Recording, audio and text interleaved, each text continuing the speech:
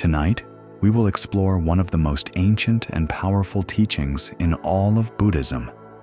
It is a teaching about actions and their consequences, about the seeds we plant in darkness, believing no one sees, about the quiet, patient way that harm returns to the hand that created it. This teaching is called karma. Not the simplified version you may have heard, not a cosmic scorekeeper tallying points, but something far more intimate and far more profound. Karma simply means action, and every action, the Buddha taught, carries within it the seed of its own fruit. What we do to others, we do to ourselves. What we build into the world, we build into our own lives. The walls we construct for others become the walls of our own house. Tonight, through 10 stories set in the villages and towns of ancient India, we will watch this truth unfold with the patience of water-wearing stone. Each story is complete. Each story is different, and yet they all point to the same quiet center, the same undeniable law that the Buddha observed more than 2,500 years ago.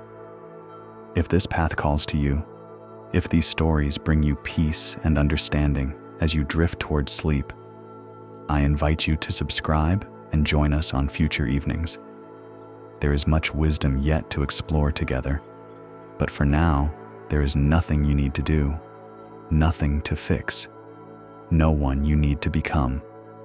You are simply here, resting, listening, allowing these ancient stories to wash over you like warm rain. Let your body settle into whatever supports it. Let your breath find its own gentle rhythm. You do not need to control it. You do not need to direct it.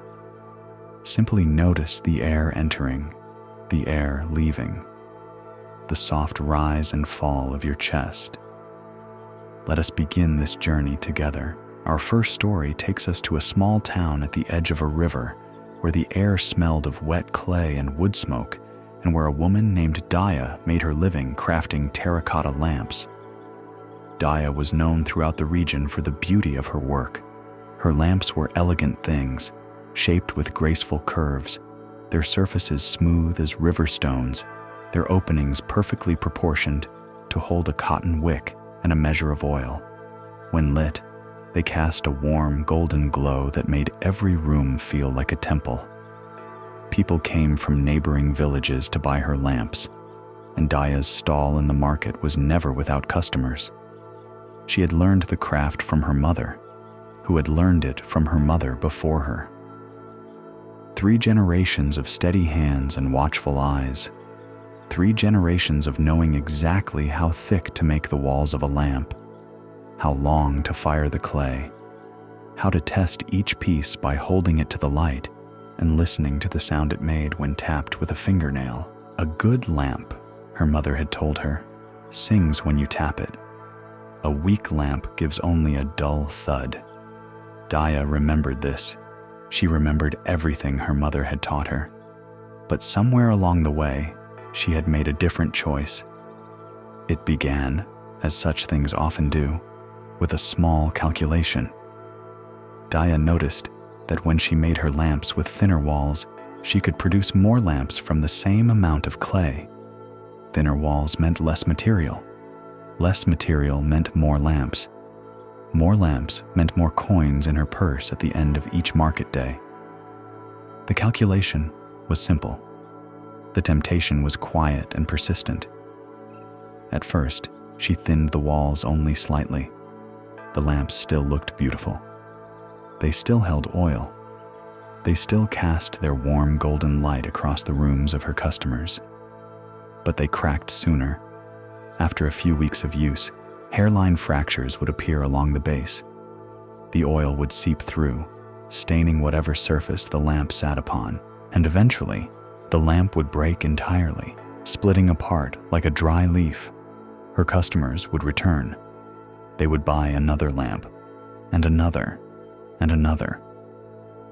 Daya watched this happen and felt something shift inside her. Not guilt exactly, something more calculated than guilt. She realized that a lamp that lasted forever was a lamp sold only once, but a lamp that broke after a season was a customer who returned 4 times a year. She began to thin the walls further. She reduced the firing time in her kiln, knowing that under-fired clay was more brittle, more prone to cracking. She even began mixing fine sand into her clay, weakening its structure in ways that were invisible to the eye, but devastating to the lamp's longevity. Her lamps still looked beautiful, perhaps even more beautiful than before, for the thinner walls allowed more light to pass through, giving each lamp a delicate translucence that her customers admired. They did not know that this beauty was a symptom of weakness. They did not know that the soft amber glow they loved was the light shining through walls too thin to endure. And Daya's business thrived. She bought a larger house on the edge of town, a house with many rooms. She filled those rooms with her own lamps, dozens of them, arranged on shelves and windowsills and in niches carved into the walls. At night, her home blazed with light, a constellation of warm terracotta flames visible from the road. Travelers passing through the town would see it and marvel. "What a prosperous woman must live there," they would say. "What beautiful lamps she must own." And Daya would smile, hearing their admiration through her open windows, feeling the warmth of her many lamps against her skin. Let us pause here for a moment. Feel the weight of your body where it rests. Notice how gravity holds you, gently, completely. There is nowhere you need to go, nothing you need to remember. Simply breathe and allow the story to continue when you are ready. One evening in the dry season, when the air was hot and still, and the town lay quiet under a heavy sky, Daya retired to her sleeping room on the upper floor of her large house. She lit the lamps along the stairway, as she always did. She lit the lamps in the hallway. She lit the lamps beside her bed. The house glowed from within, every room warm with flickering light. She slept. Sometime deep in the night, long after the town had fallen silent, a lamp on the ground floor cracked. It was one of her own, naturally.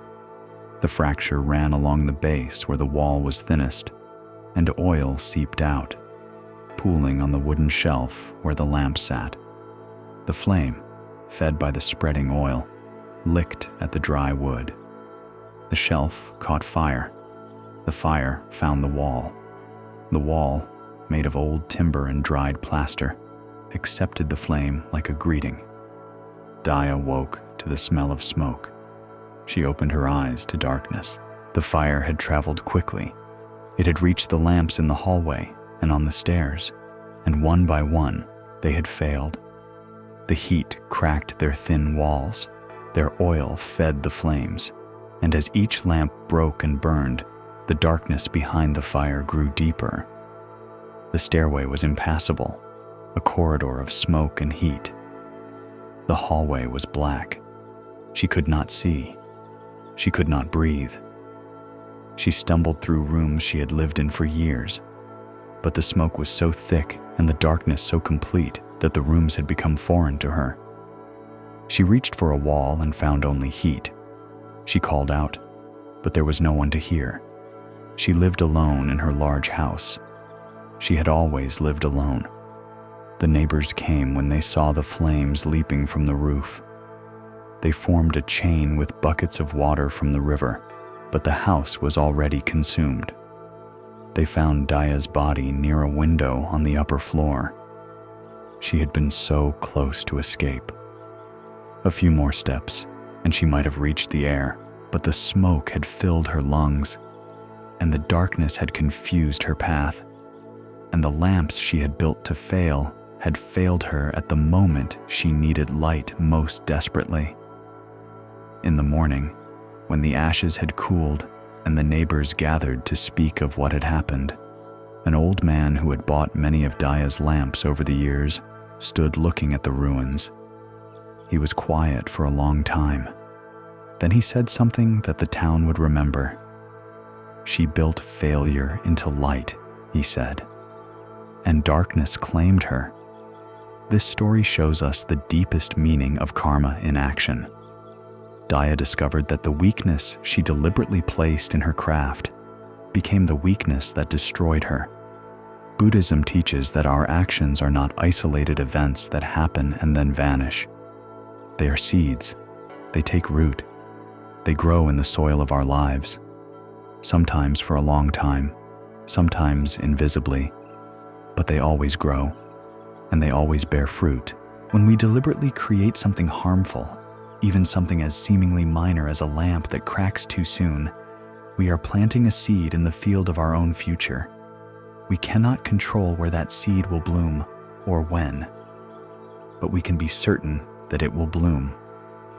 The Buddha said that we are the heirs of our own actions. Daya inherited exactly what she had created, not as punishment from some external force, but as the natural, inevitable consequence of what she had set in motion. When we offer the world our honest best, when we build things meant to truly serve, we surround ourselves with strength. When we build failure into what we offer others, we build failure into the structure of our own lives. Let us rest here for a moment. Take a slow breath. Feel the air fill you gently, then release it. Let your jaw soften. Let your tongue rest at the bottom of your mouth. You are safe. You are held.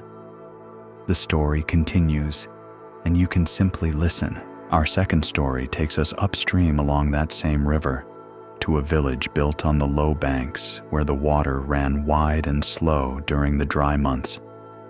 It was a good place to live most of the year.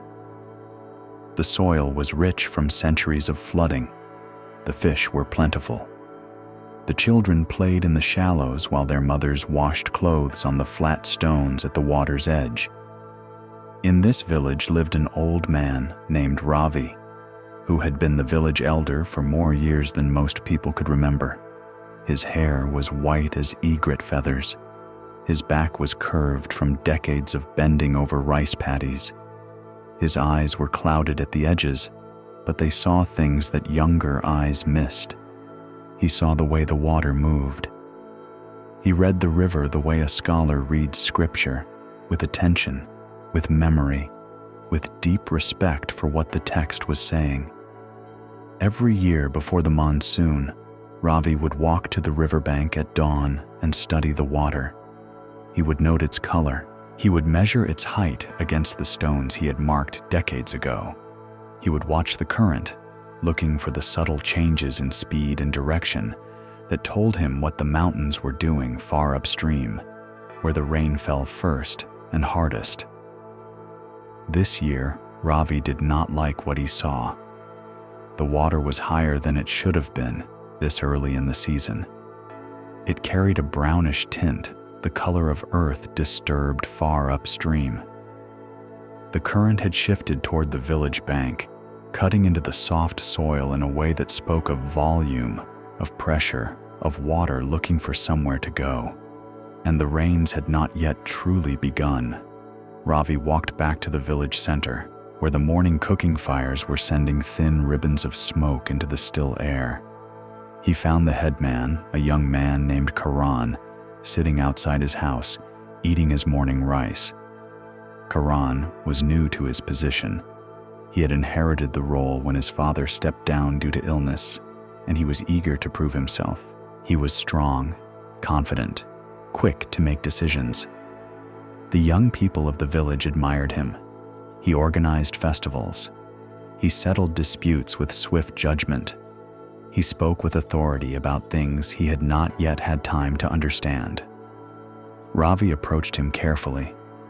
He knew that young men with new authority are like new clay pots, still hardening, easily cracked by the wrong pressure. "The river is high," Ravi said quietly, standing at a respectful distance.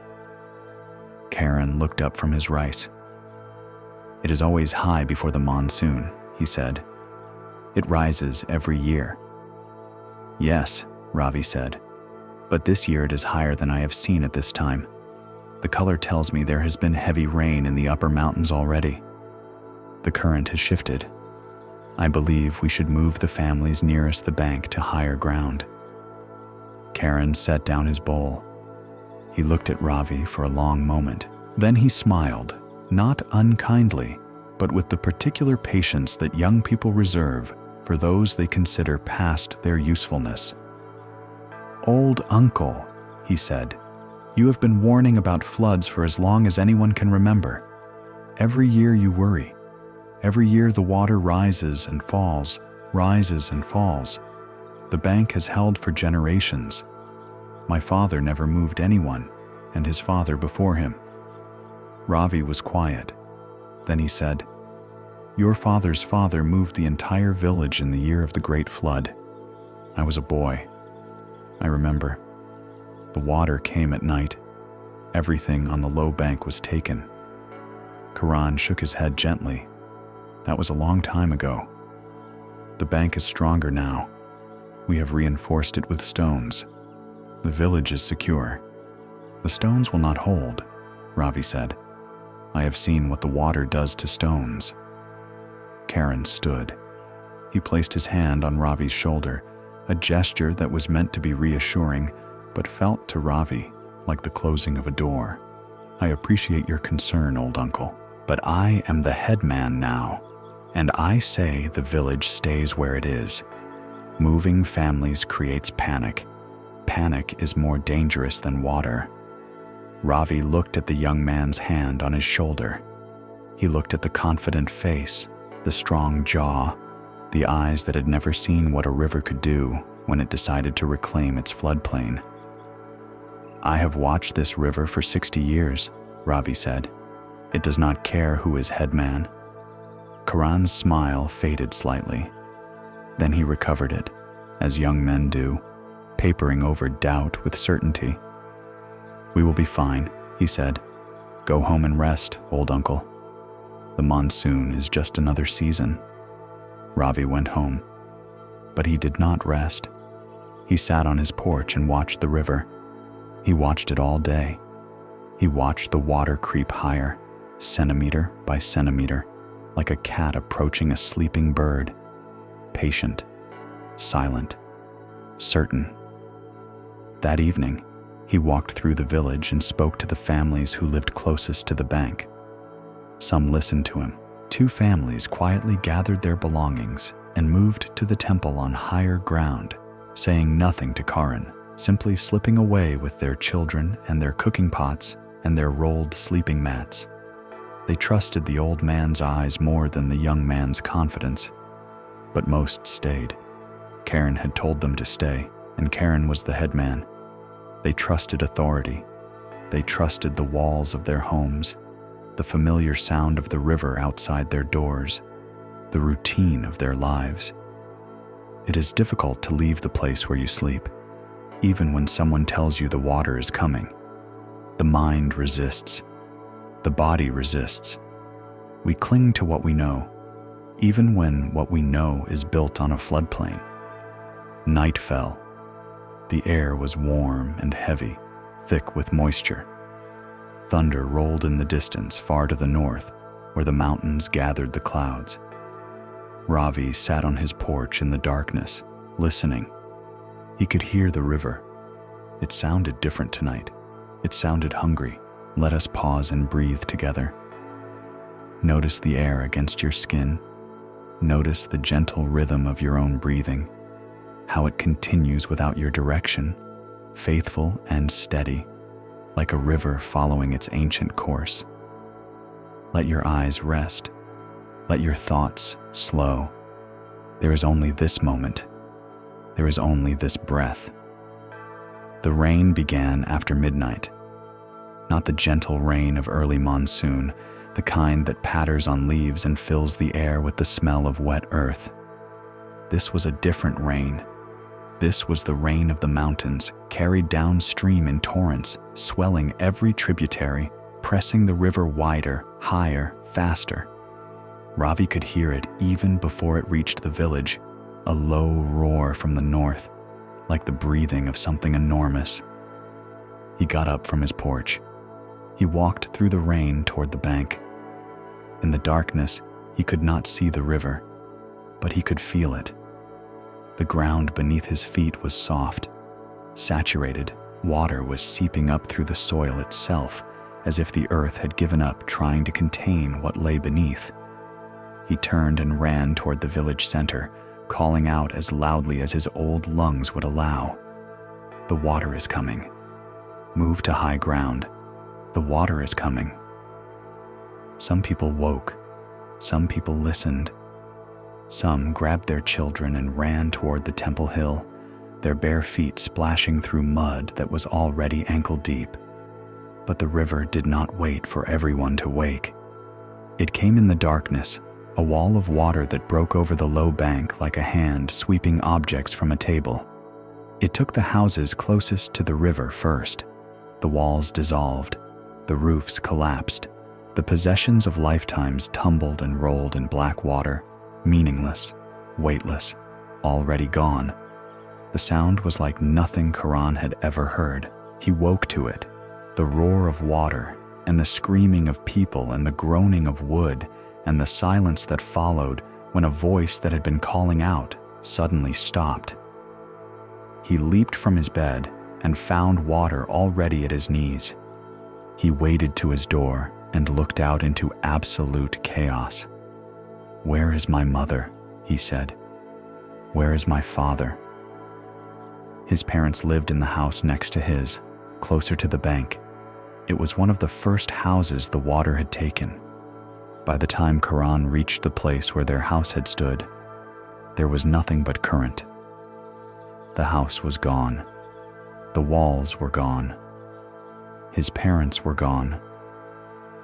He stood in the flood up to his waist, calling their names into the darkness, and the river answered with nothing but its own voice. When dawn came, the water had receded enough to reveal what it had done. The lower village was destroyed. 17 people had drowned, including Karan's mother and father. Their bodies were found downstream, tangled in the roots of a banyan tree, still holding each other's hands. Ravi survived. The families who had listened to him survived. They stood on the temple hill and looked down at the devastation, and they did not speak. There were no words for what they saw. There was only the sound of the river, flowing peacefully now, as if nothing had happened. The river did not mourn. The river did not judge. It had simply done what rivers do. Karan was found sitting in the mud where his parents' house had been. His clothes were torn. His hands were bleeding from digging through wreckage. His eyes were empty. Ravi came to him. The old man moved slowly through the debris, his worn sandals sinking in the mud, his white hair plastered to his skull by rain that still fell softly, gently, as if trying to wash clean what could not be cleaned. He sat beside Karan. He did not speak for a long time. Finally, Karan said, "You knew." Ravi said, "The river knew. I only watched. I thought you were afraid. I thought you were an old man seeing danger where there was none." Ravi nodded slowly. Fear and wisdom look the same to those who have not yet learned the difference. Karan buried his face in his muddy hands. 17 people, he whispered. My mother. My father. The old man placed his hand on Karan's shoulder, the same gesture Karan had used days before, but this time it carried a different weight. This time it was not a door closing. It was a hand offering the only comfort available, which was presence, which was the willingness to sit with someone in their devastation without looking away. The river makes no distinction in its judgment, Ravi said softly. It does not punish, it does not forgive, it simply flows. And those who listen to its voice are carried safely, and those who do not are carried away. In the weeks that followed, the village rebuilt. They rebuilt on higher ground.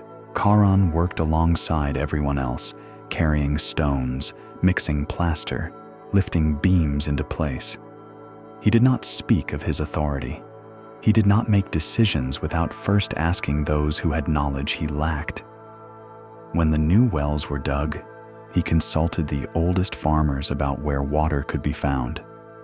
When the new houses were positioned, he asked Ravi to study the land and the river and tell him where the water would come in the worst possible year. And then he placed the houses higher still. He became, in time, a good headman. But he carried the weight of 17 lives for the rest of his own life. And when young men came to him with confident plans and certainties about things they had not yet experienced, he would listen carefully and then say, "Tell me more. What do the elders think? What do those who have watched the longest have to say?" And sometimes, late at night, when the monsoon rains began and the river rose, he would walk to the bank and stand in the darkness, listening to the water, remembering what it had taught him at such terrible cost. This story shows us how pride and wisdom exist in tension, and how the consequences of choosing one over the other can be irreversible. Karan discovered that dismissing experienced counsel to assert his own authority did not make him strong. It made him dangerous. Buddhism teaches that right speech and right action require humility, the willingness to admit that we do not know everything, that others may see what we cannot see, that the universe does not rearrange itself to accommodate our certainties. The Buddha spoke often about the danger of pride, of conceit, of the belief that our position, or our youth, or our strength makes us exempt from the laws that govern all things. The river did not care that Karan was headman. The water did not respect his authority. It flowed according to its own nature, and those in its path were taken regardless of their title or their confidence. When we listen to those who have watched and learned, when we value experience alongside our own energy and ambition, we honor a deeper kind of wisdom. When we dismiss what we do not want to hear, we build our homes on the floodplain and call it courage. Let us rest now. Let us breathe together in the quiet space between stories. Feel the surface beneath you, how it holds your weight without effort. Notice your hands wherever they rest. Notice their stillness. There is nothing they need to hold. There is nothing they need to do. Simply let them be. Let your whole body be. You are listening, and that is enough. You are here, and that is enough. Take one more slow breath. Let it fill you from the bottom of your lungs, and then let it go completely, like water releasing into the sea. Our third story takes us to a busy market town where the roads converged from 4 directions and merchants of every kind gathered to sell their wares. The air here smelled of spices and animal dung, and the sharp sweetness of ripe fruit laid out on cloth beneath woven sunshades. It was a loud place, a colorful place, a place where fortunes were made and lost between sunrise and sunset. Among the many vendors who set up their stalls along the main road was a woman named Tara who sold betel nuts. Betel nut was a common pleasure in those days. People chewed it for the mild stimulation it provided, for the way it freshened the breath and reddened the lips. It was offered to guests as a sign of hospitality. It was exchanged at weddings. It was as much a part of daily life as rice or water. And Tara, who had inherited her business from her uncle, sold more betel nut than anyone else in the market. She was a sharp woman, quick with numbers, quick with her tongue, quick to spot an opportunity. Her stall was always well positioned, always clean, always stocked with nuts that looked plump and fresh. Customers trusted the appearance of quality. They trusted the smile she gave them as she measured out their purchase. They trusted the weight of the small cloth bag she pressed into their hands. What they did not know was that the weight they trusted was a lie. Tara had discovered years ago that crushed stone, ground fine enough, looked remarkably similar to the coarse powder that naturally clung to betel nuts. By mixing this stone dust into her product, she could increase the weight of each bag without increasing her costs. A handful of stone dust added to each measure meant that every 10th bag she sold was pure profit, made from nothing but earth and deception. The stone dust was nearly invisible. Mixed into the fibrous betel nut, it disappeared. Customers who chewed their purchase might notice a slight grittiness, but betel nut was naturally fibrous and rough, and most people thought nothing of it. They chewed, they spat the red juice, they went about their day. But stone is not food. Stone does not dissolve. Stone does not yield to the pressure of human teeth. And over time, over weeks and months and years of chewing betel nut, laced with crushed stone, the teeth of Tara's regular customers began to suffer. Tiny cracks appeared in their molars. Enamel wore away faster than it should have. Teeth that should have lasted a lifetime became brittle, then painful, then useless. The damage was so gradual that no one connected it to Tara's betel nut. A cracked tooth was simply bad luck.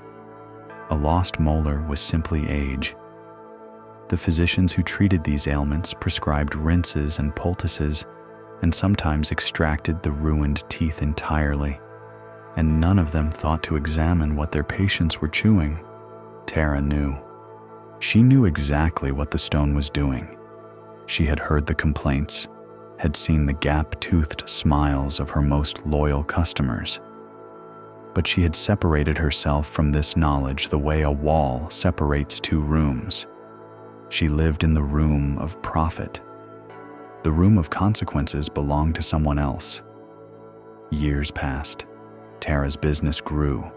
She expanded to a second stall, then a third. She hired young men to sell for her in neighboring towns. She became wealthy, and with wealth came comfort, and with comfort came habit. She chewed betel nut constantly, as most vendors did. It was part of the culture of the market, part of the rhythm of the day. You talked and you chewed. You counted coins and you chewed. You argued prices and you chewed. She chewed her own product. She had always chewed her own product, not because she had forgotten what was in it, but because she had convinced herself that the amount of stone was too small to matter, that her own teeth were strong, that she was somehow different from her customers. This is the particular blindness that comes with being the one who creates the deception. You believe you are exempt from its effects. You believe that knowing the trick protects you from the trick. It does not. The first tooth she lost was a molar on the left side, deep in the back of her mouth. It had been aching for weeks, a dull, persistent throb that woke her at night and made eating difficult. One morning, she bit down on a piece of sugar cane and felt something give way, a sharp crack followed by a bloom of pain so intense that her vision went white. She spat blood and fragments into her hand and stared at them, at the broken pieces of her own tooth mixed with the red juice of the betel she had been chewing. She went to the physician. He examined her mouth and shook his head. The teeth were badly worn, he said. The enamel was gone in many places. Several more would need to come out soon. He asked her what she had been chewing, and she said betel nut, and he accepted this because everyone chewed betel nut, and he did not think to ask what else might be in it. But word travels in a market town, and as Tara's teeth continued to fail, as she lost first one and then another and then several more, the story of her stone dust began to emerge. A former worker, dismissed for stealing, told his friends what he had seen in Tara's preparation room. A customer who had lost 3 teeth in a single year began asking questions. A physician who treated many of Tara's regular customers noticed the pattern, the same unusual wear, the same strange grit embedded in the gums. The word spread through the market like water through sand, finding every crack, filling every gap. Within a season, everyone knew, and then Tara's teeth failed completely. The pain became constant, a fire in her jaw that nothing could extinguish. She could not eat solid food. She could not sleep without waking to agony. She went to every physician in the town, and one by one, they turned her away. "We remember," they said. "We remember what you sold." Not all of them were cruel about it. Some simply looked at her and shook their heads and said they could not help. Others were more direct. They told her that they had spent years treating the damage she had caused, pulling ruined teeth from the mouths of honest people who had trusted her, and they could not bring themselves to ease the suffering of the woman who had created so much suffering in others. Tara lived the rest of her years in constant pain. She ate only soft rice and thin broth. She spoke little because speaking moved her jaw, and every movement was agony. Her stalls were empty. Her workers had left. Her money, spent on physicians who would not treat her and remedies that did not work, dwindled to nothing. One afternoon, a former customer passed her sitting alone outside her shuttered stall. The man had lost 4 teeth to her stone dust. He looked at her sunken cheeks, her closed mouth, her eyes that had once been bright with calculation and were now dull with pain. "She ground stone with our teeth," he said to his companion, quietly, but not so quietly that Tara could not hear, before grinding her own. Tara closed her eyes. She had nothing to say to this. The truth has a weight that no amount of clever words can lift. This story shows us the inescapable nature of our own actions. Tara discovered that consuming your own fraudulent product eventually delivers the same harm you intended for others. Buddhism teaches this with great clarity.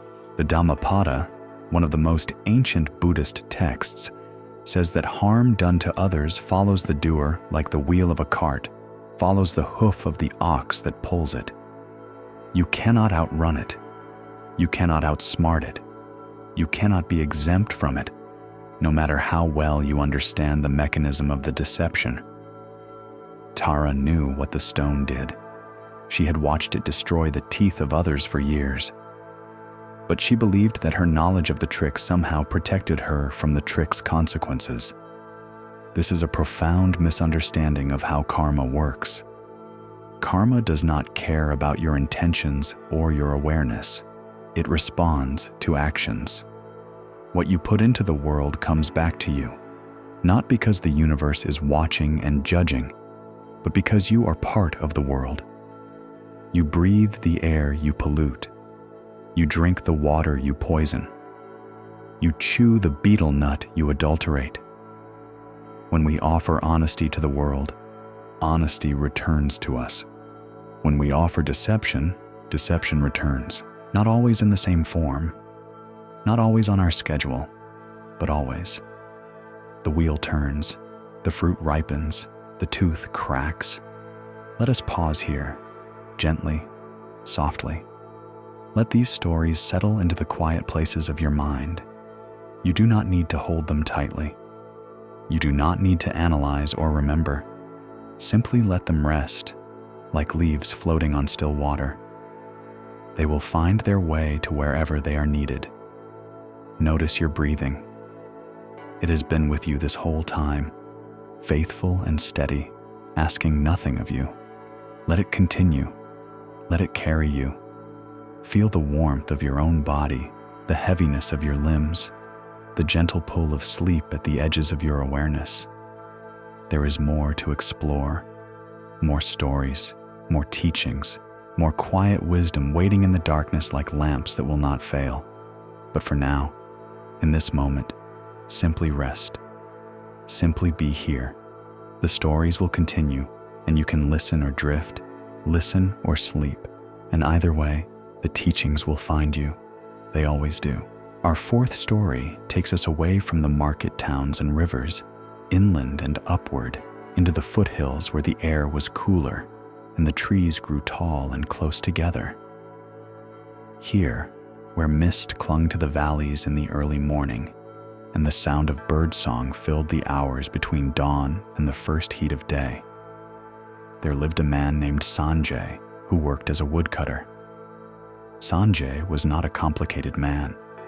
He rose before dawn. He sharpened his axe.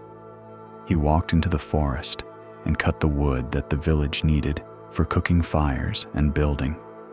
He carried the wood back on his shoulders, stacked it neatly in the village square, and accepted whatever payment the villagers offered. Sometimes it was coins. Sometimes it was rice or vegetables or a bowl of dal prepared by someone's grandmother. He did not mind. He had enough.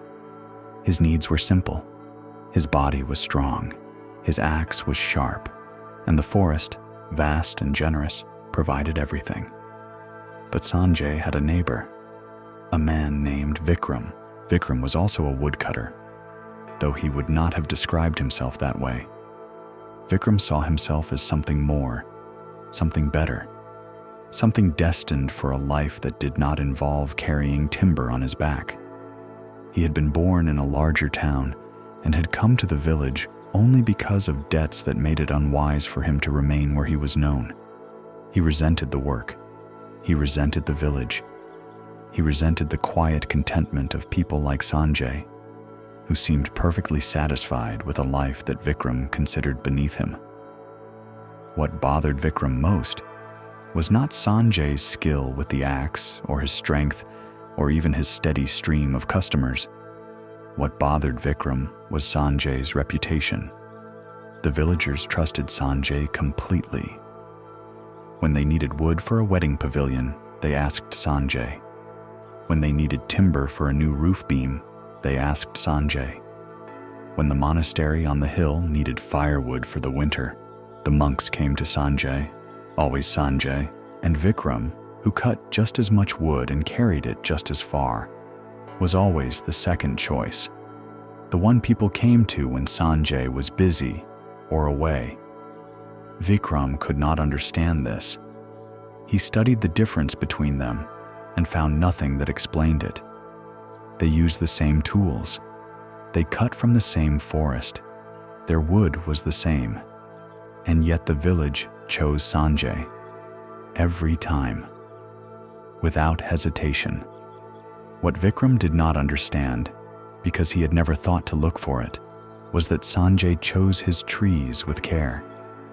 He walked deeper into the forest than Vikram, past the easy trees near the edge, past the convenient timber that anyone could reach. He looked for trees that had already fallen or were dying, trees whose removal would let sunlight reach the younger growth beneath. He never cut a healthy tree when a fallen one would serve. He never took more than the forest could replace in a season. And when he cut clean. His logs were straight, dry, free of rot. They burned well. They built well. They lasted. Vikram cut whatever was closest. He cut green wood because it was easier to find. He cut healthy young trees because they were thinner and faster to fell. His wood was wet, heavy, prone to smoking when burned and warping when used for building. The villagers had learned this through experience, the hard experience of roofs that sagged and cooking fires that filled their homes with acrid smoke. They did not complain to Vikram directly. That was not the way of the village.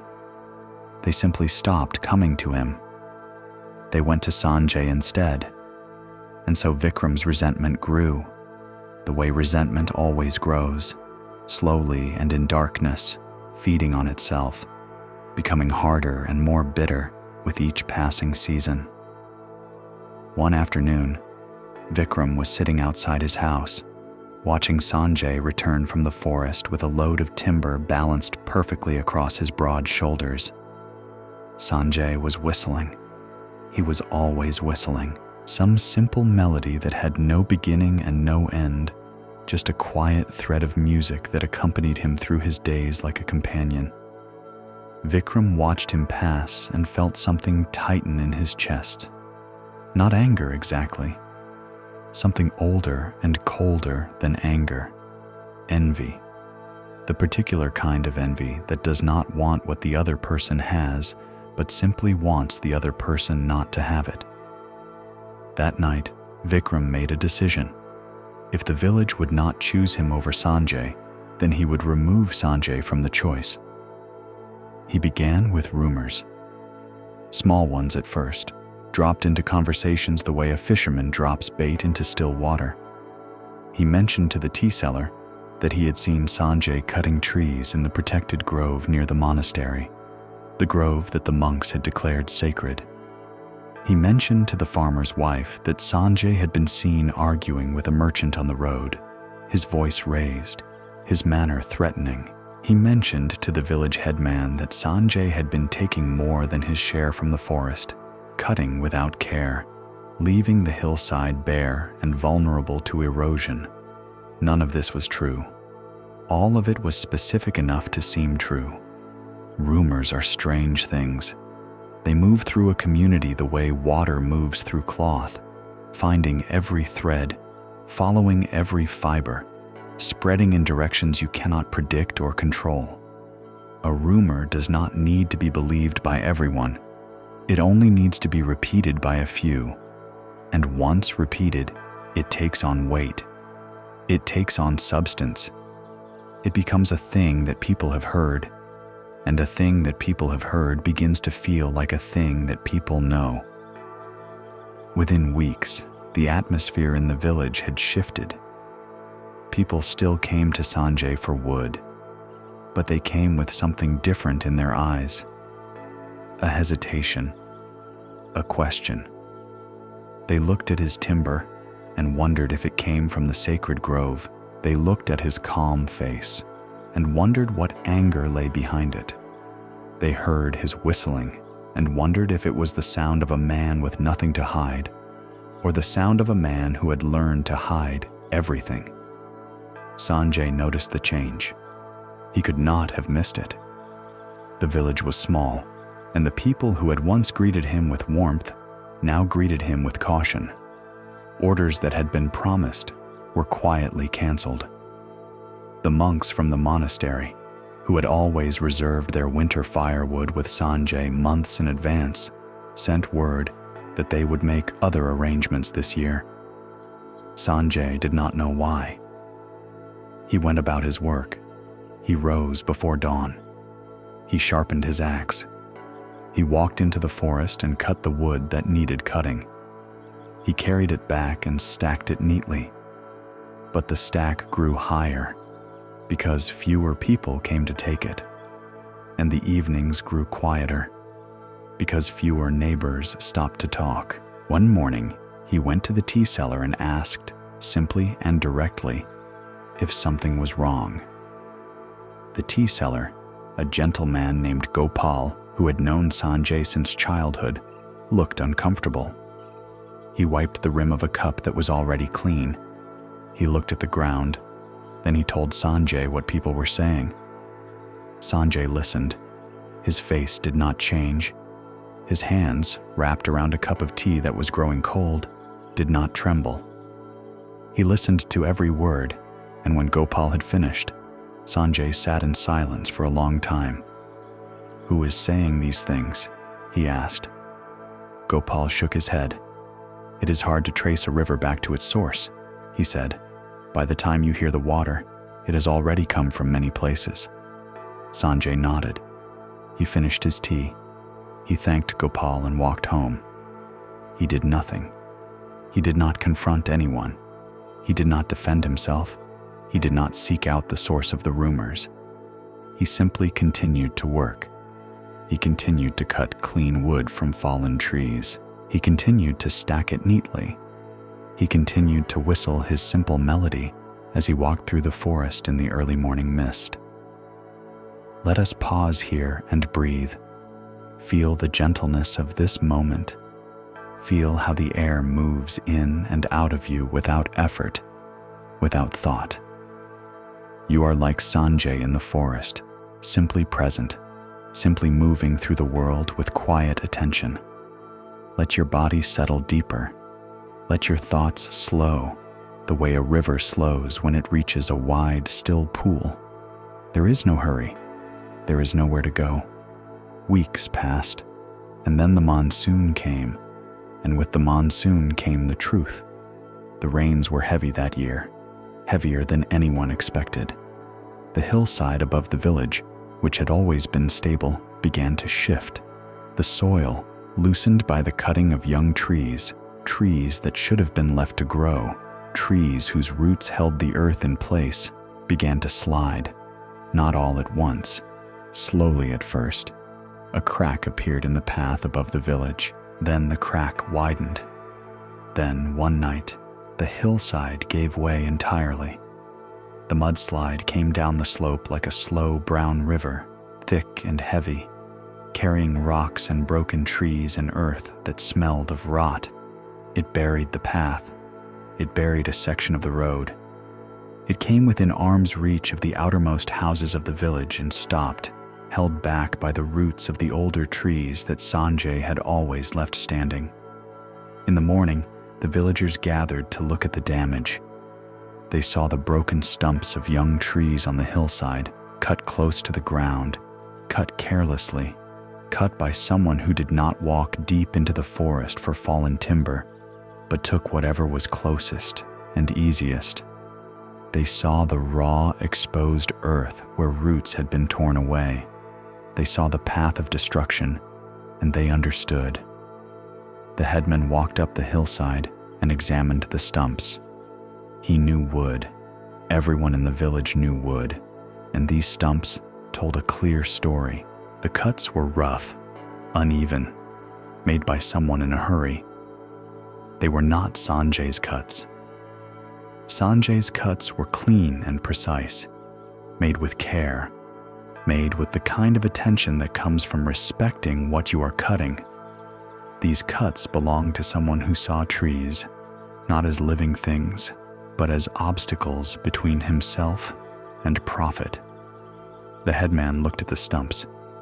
He looked down the hillside at the village, at the houses that had nearly been buried, at the children playing in the mud, unaware of how close they had come to being swallowed by the earth.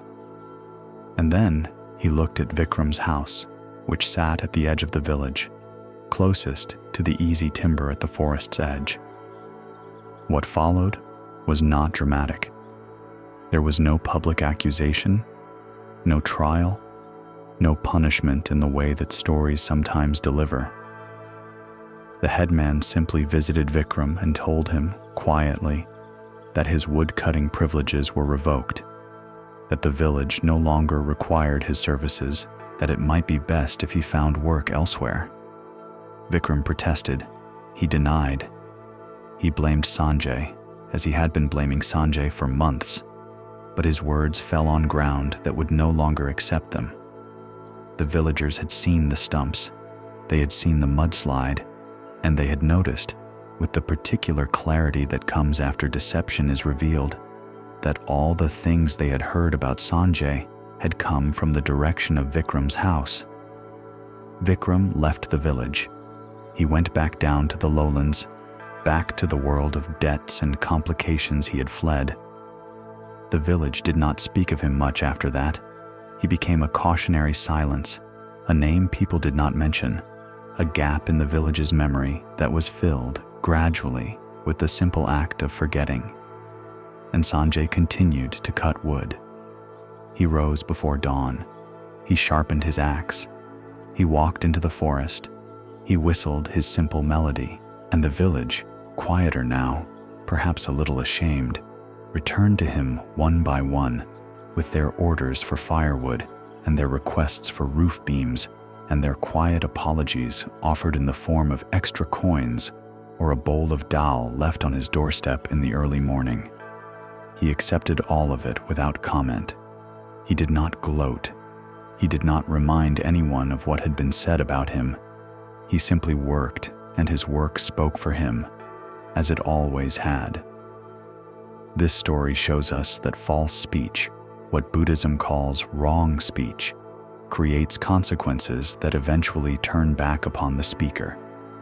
Vikram discovered that the rumors he planted to destroy Sanjay's reputation became the seeds of his own exile. Buddhism teaches that right speech is not merely about telling the truth. It is about understanding that words are actions. They carry karma just as surely as a hand striking a blow or a foot crushing a flower. What we say about others, we say about ourselves. The stories we tell about the world reveal the stories we carry within us. The Buddha identified 4 qualities of right speech. It must be true, it must be helpful, it must be kind, and it must be timely. Vikram's words failed every one of these tests. They were untrue, they were harmful, they were cruel, and their timing was calculated for maximum damage. When speech fails these tests, it does not simply harm the person spoken about. It harms the speaker. It harms the community. It harms the air itself, filling it with poison that everyone must breathe. When we speak truthfully, even when truth is difficult, we plant seeds that bear clean fruit. When we speak falsely, the soil remembers, the hillside shifts, and eventually the ground gives way beneath our own feet. Let us breathe here for a moment.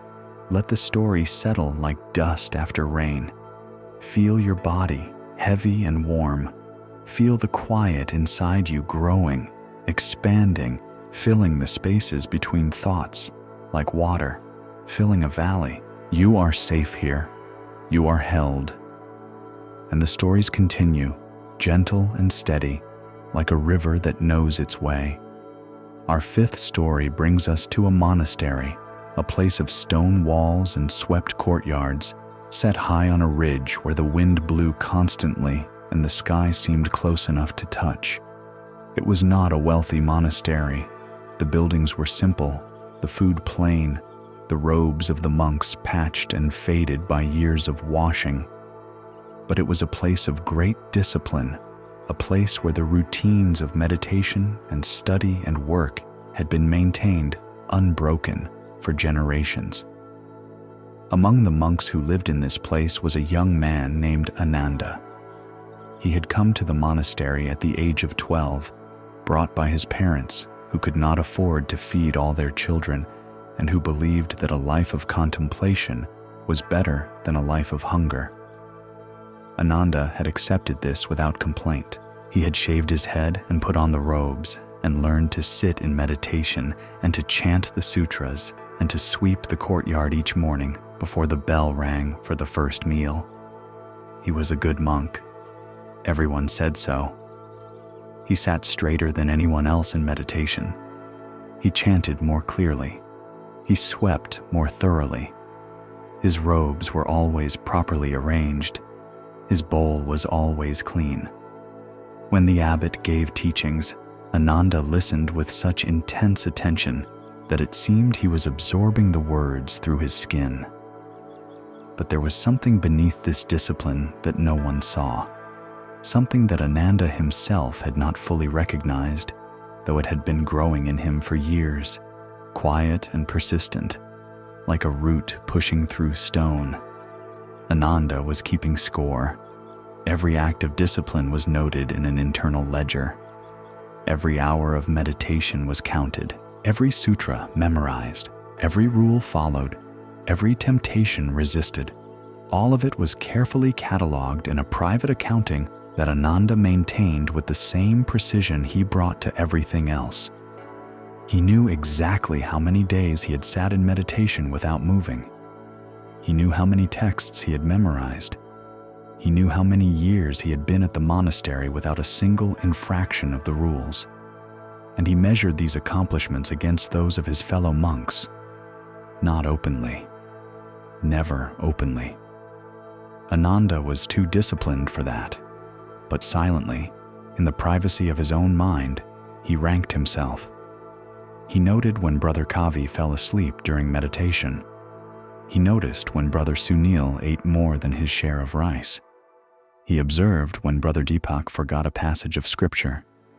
And each time, his internal ledger adjusted. His own column grew taller. The columns of others remained short. He did not think of this as pride. He thought of it as accuracy. He was simply keeping track. He was simply aware of his own progress and the progress of others. Was that not what mindfulness was? Was that not what the Buddha had taught, to observe clearly, to see things as they are? The abbot of the monastery was a very old man named Sumedo, who had been a monk for longer than anyone could calculate with certainty. His face was a landscape of wrinkles. His eyes were nearly hidden beneath heavy lids that drooped so low it was sometimes difficult to tell whether he was awake or sleeping. He moved slowly, ate little, spoke less. But when he did speak, the monks listened the way the earth listens to rain, silently and completely, absorbing everything. One evening after the last meditation, the abbot asked Ananda to come to his room. This was unusual. The abbot rarely summoned individual monks. When he taught everyone. When he corrected gently and in public, so that all might learn. A private meeting suggested something important. Ananda went to the abbot's small room, a room so spare it made the other monks' cells look extravagant. A sleeping mat, a water jug, a single lamp that cast a circle of warm light on the stone floor. Nothing else. "Sit," the abbot said. Ananda sat. His posture was perfect. His hands rested in his lap in the prescribed position. His breathing was measured and calm. Even here, alone with the abbot, his discipline was flawless. The abbot looked at him for a long time. His half-closed eyes moved slowly across Ananda's face, his posture, his hands. It was the look of someone examining a piece of fruit at the market, checking for hidden bruises. "You are an excellent monk," the abbot said finally. Ananda felt a small warmth in his chest. He suppressed it immediately. "Thank you, teacher," he said. "You sit well, you chant well, you work hard, you follow every rule. In 20 years, you have not broken a single precept." Ananda said nothing. He waited. "Tell me," the abbot said. "When you sit in meditation and Brother Kavi falls asleep beside you, what do you feel?" The question was unexpected. Ananda considered it carefully before answering. "I feel compassion for him," he said. "He struggles with drowsiness. It is his obstacle to overcome." The abbot nodded very slowly. "And when Brother Sunil takes an extra portion of rice, what do you feel?" Ananda paused again. "I feel concern," he said. "Greed is a hindrance. I hope he will learn moderation." "And when you recite a sutra perfectly while another monk stumbles over the words, what do you feel?" Ananda opened his mouth to answer and then closed it. He sat very still. The lamp flickered, sending shadows moving across the stone walls like restless thoughts. The abbot waited. He was very good at waiting.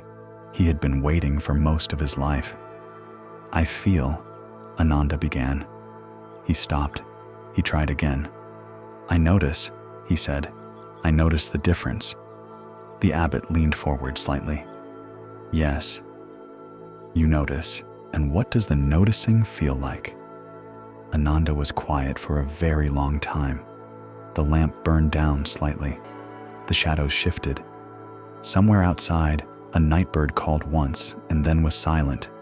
"It feels," Ananda said slowly, "like I am ahead." The abbot sat back. His nearly invisible eyes seemed, for just a moment, to open wider. "There," he said softly. "There it is." Ananda felt something crack inside him. Not a dramatic breaking, not the shattering of a pot dropped on stone. Something quieter, something more like the first fracture in Daya's lamp, a hairline running through something that had appeared solid, revealing the weakness that had been there all along. "I do not understand," Ananda said, though he was beginning to. The abbot reached for his water jug and poured 2 cups. He handed one to Ananda. The water was cool and clean, drawn from the monastery well that morning. "Drink," the abbot said. Ananda drank. The abbot held his own cup, but did not drink. Instead, he looked at it. "Tell me," he said, "is this cup aware of the other cups in the kitchen?" "No," Ananda said. "It is a cup. Does it know whether it holds more water or less water than the cup beside it?" "No." "Does it compare itself to the broken cup we use to water the garden?" "No, teacher, and yet it serves perfectly. It holds water. It offers water. It does exactly what a cup is meant to do, without any knowledge of how it ranks among other cups." The abbot set his cup down gently on the stone floor. "You have spent 20 years becoming the finest cup on the shelf, Ananda. You are polished. You are without cracks. You are perfectly shaped.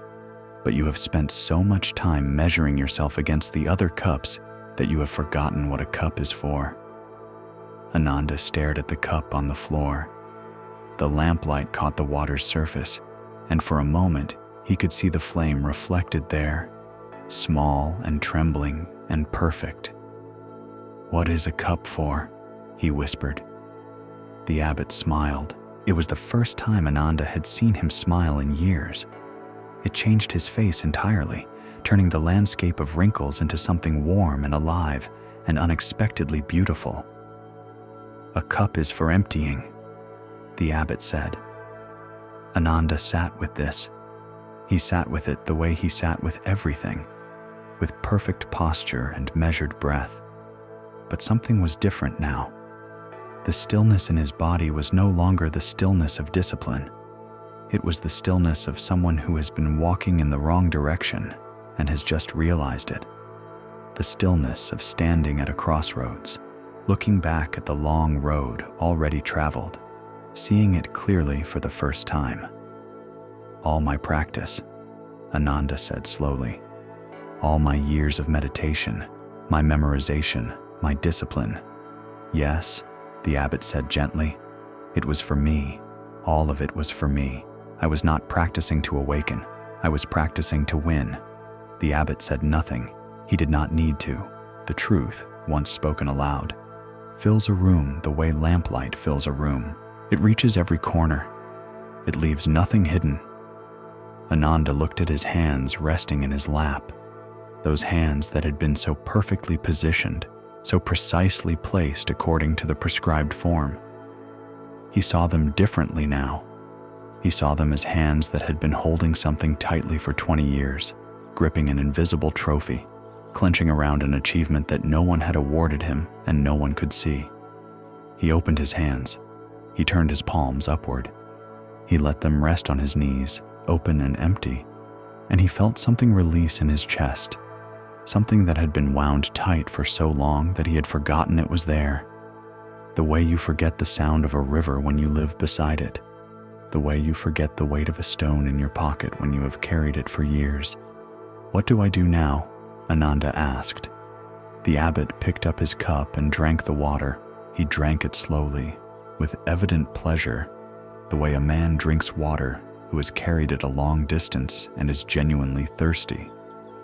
"Tomorrow morning," he said, "when you sweep the courtyard, just sweep the courtyard. When Brother Kavi falls asleep in meditation, let him sleep. When Brother Sunil takes extra rice, let him eat. When you chant and someone stumbles, just keep chanting. Not because you are above noticing, not because you are trying not to notice, but because the noticing is not what your practice is for." He set down his empty cup. "Your practice is not a ladder, Ananda. It is not something you climb while looking down at those below you. Your practice is the ground itself. It is what you stand on. It is what holds everyone equally, without preference, without rank. The ground does not care who stands taller, it simply holds. Ananda bowed, not the formal bow of a monk following protocol, but a deeper bow, the kind that comes from the body before the mind has time to arrange it, the kind that is not performed, but expressed.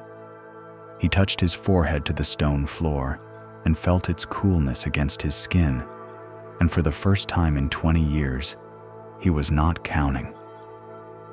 In the days that followed, Ananda swept the courtyard. He sat in meditation. He chanted the sutras. From the outside, nothing had changed. His posture was still excellent. His chanting was still clear. His work was still thorough. But the ledger was gone.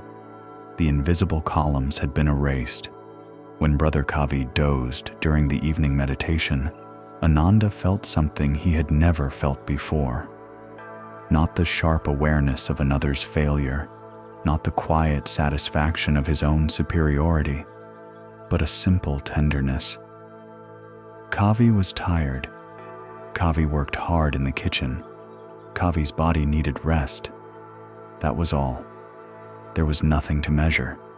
There was nothing to record. And when Ananda himself stumbled over a passage of scripture one morning, forgetting a line he had recited perfectly for 15 years, he felt something extraordinary. He felt free. The stumble was just a stumble. It did not diminish him. It did not move him down in any ranking. It was simply a moment of forgetfulness, human and ordinary, and strangely beautiful in its imperfection. He laughed, quietly, under his breath, so as not to disturb the other monks. But he laughed, and the abbot, sitting at the far end of the meditation hall with his eyes nearly closed, heard the laugh and smiled. This story shows us how even our spiritual practice can become a prison when it is driven by comparison and self-aggrandizement. Ananda discovered that 20 years of flawless discipline had not brought him closer to awakening because every moment of that discipline had been contaminated by the desire to be better than others. Buddhism teaches that this particular trap, the trap of spiritual pride, is among the most subtle and dangerous of all obstacles on the path. The Buddha spoke of conceit, which in Pali is called mana, as one of the last fetters to be released before full awakening. It is not the obvious conceit of someone who boasts or displays their achievements. It is the hidden conceit of comparison itself, the constant measuring of self against other, the quiet internal ranking that turns every interaction into a competition. I am better than. I am equal to. I am worse than. All three of these are mana. All three are traps. Even believing yourself to be worse than someone else is a form of conceit, because it still places the self at the center of measurement. When we practice anything, whether meditation or kindness or our daily work, with the hidden motive of being superior, we poison the practice at its source. The cup that spends its existence comparing itself to other cups has forgotten that it exists to hold water. When we release the need to measure, when we simply do what we do with full attention and no comparison, we become what Ananda finally became. Not the best monk in the monastery, but simply a monk, simply present, simply here. And that is enough. That has always been enough. Let us rest here together. Let your body soften into the surface that holds you. Feel your shoulders releasing. Feel the small muscles around your eyes relaxing. There is no competition in this moment. There is no ranking. You are not ahead and you are not behind. You are simply here, breathing, resting, being held by the same ground that holds everyone. Let that be enough. Let this moment be complete. Take a slow breath in. Hold it gently, the way you would hold a sleeping bird, and then release it. Let everything go. Our sixth story takes us to a different kind of place, a city, Not a large city by the standards of the great kingdoms, but large enough that a person could walk its streets for an entire day and not see every corner. Large enough that people could live their whole lives within its walls and never know their neighbors 3 houses down. Large enough that a man could hide in plain sight, which is exactly what a merchant named Devraj had been doing for many years. Devraj sold cloth, fine cloth, the kind that wealthy families bought for weddings and festivals, cloth dyed in deep reds and brilliant yellows and the particular shade of blue that comes from indigo plants grown in river mud. His shop was in the merchant quarter, a narrow building squeezed between a spice trader and a silversmith, its front open to the street, its interior dim and cool and fragrant with the smell of fresh dyed cotton. He was respected. He paid his taxes. He gave generously to the temple during festival season, his donations always visible, always noted, always just slightly larger than what the other merchants gave. He sat in the front row during religious ceremonies. He spoke with authority about dharma and right conduct. He was, by every outward measure, a pillar of the community. But Devraj had built his fortune on a foundation that no one could see. 20 years earlier, when he was a young man just starting in the cloth trade, he had been in partnership with another merchant named Harish.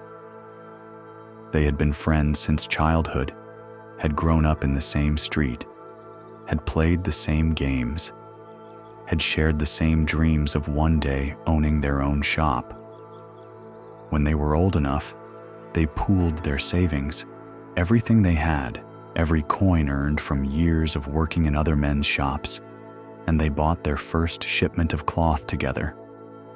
It was a good shipment. The cloth was beautiful, well made, bought at a fair price from a weaver in the south. They sold it quickly at a profit that exceeded their expectations. They reinvested. They bought more cloth. They sold again. Their business grew, and with it grew the particular happiness that comes from building something with someone you trust completely. But trust, like cloth, can be cut. Devraj began to notice things, or rather, Devraj began to want things. He wanted the shop to be his, not theirs, his. He wanted the profits to flow into one purse, not two. He wanted his name alone above the door, his reputation alone in the mouths of customers. The partnership, which had been the foundation of everything, began to feel like a weight, like a chain, like half a life when he wanted a whole one. He did not act quickly. He was patient, the way all truly harmful people are patient, because patience in the service of deception is one of the most dangerous qualities a person can possess. He began keeping a second set of accounts. The real accounts, the ones he showed Harish, reflected modest profits, enough to keep Harish satisfied, but not enough to reveal the true scope of their success. The hidden accounts recorded the actual numbers, the full prices received, the complete inventory, the real profit. The difference between the two sets of books flowed quietly into a separate purse that Devraj kept in a locked chest beneath the floorboards of his sleeping room. This went on for 3 years. 3 years of sitting beside his friend and partner, sharing meals, sharing stories, sharing the daily work of the shop, all while slowly, methodically draining the partnership of its profits. Harish noticed that the business seemed to plateau. He mentioned it to Devraj. "Strange," he said. "We sell more cloth every month, but our profits remain the same." Devraj nodded sympathetically. "The cost of dye has risen," he said. "The weavers are charging more. The market is changing." Harish accepted this. He had no reason not to. Devraj handled the accounts. Devraj was his oldest friend. The possibility that Devraj was stealing from him was so far outside the boundaries of what Harish considered possible that it did not exist as a thought. It was like the possibility of the sun rising in the west, technically conceivable, but practically unimaginable. After 3 years, Devraj had accumulated enough hidden wealth to buy Harish out entirely. He did this with calculated precision. He approached Harish one evening after the shop was closed and told him with convincing reluctance that he believed the partnership was no longer working. The business was stagnant. The market was difficult. Perhaps it would be better for both of them if they parted ways. Harish was stunned, but he was also trusting, and Devraj's explanation was reasonable, and the figures Devraj showed him, the false figures, suggested a business that was barely surviving. Devraj offered to buy Harish's share for a price that was, based on the falsified accounts, fair, even generous. Harish agreed, because what choice did he have? The numbers said what they said, and he had never thought to question them. The transaction was completed. Harish took his money, which was less than a quarter of what his share was actually worth, and left to start over in another town. He was hurt, but not angry. He believed that the business had simply failed to grow, that bad luck and market forces had conspired against them. He did not suspect Devraj. He did not suspect his oldest friend. And Devraj took sole possession of a thriving business built on 3 years of theft and the trust of a man who had loved him since childhood. 20 years passed. The business grew. Devraj prospered. He bought the narrow building and then the buildings on either side. He hired workers. He expanded into silk and wool. His name became synonymous with quality and fairness in the cloth trade, which is the kind of irony that life produces without apparent effort. And Harish disappeared from Devraj's life entirely, gone to another town, another trade, another existence. Devraj did not think of him often. When he did, it was with a particular mixture of guilt and justification that people who have done wrong develop over time, like a callus on the hand, thickening with use. He had done what was necessary. He had done what anyone would have done. Harish would not have had the vision to grow the business this far. It was better this way, better for everyone. These are the stories we tell ourselves when we know we have done harm. They are the walls of the room we build around the act, the room where we keep it separate from the rest of our lives, sealed off, airtight, safe from the fresh air of honest examination. Let us pause for a moment. Breathe in. Breathe out. Feel how your body holds you in this moment, how your chest rises and falls with the rhythm of a tide that has been moving since the day you were born. You are here. You are present. You are carried by something larger than yourself, something as patient and as faithful as your own breath. Now, let us return to Devraj and see what became of the room he had built. It happened on an ordinary day, a day like any other in the merchant quarter. The air was warm. The street was busy. Customers came and went. Devraj sat in his shop, surrounded by bolts of cloth arranged by color and quality, a rainbow of fabric that represented everything he had built, with hands that had taken what was not his. A young man walked in.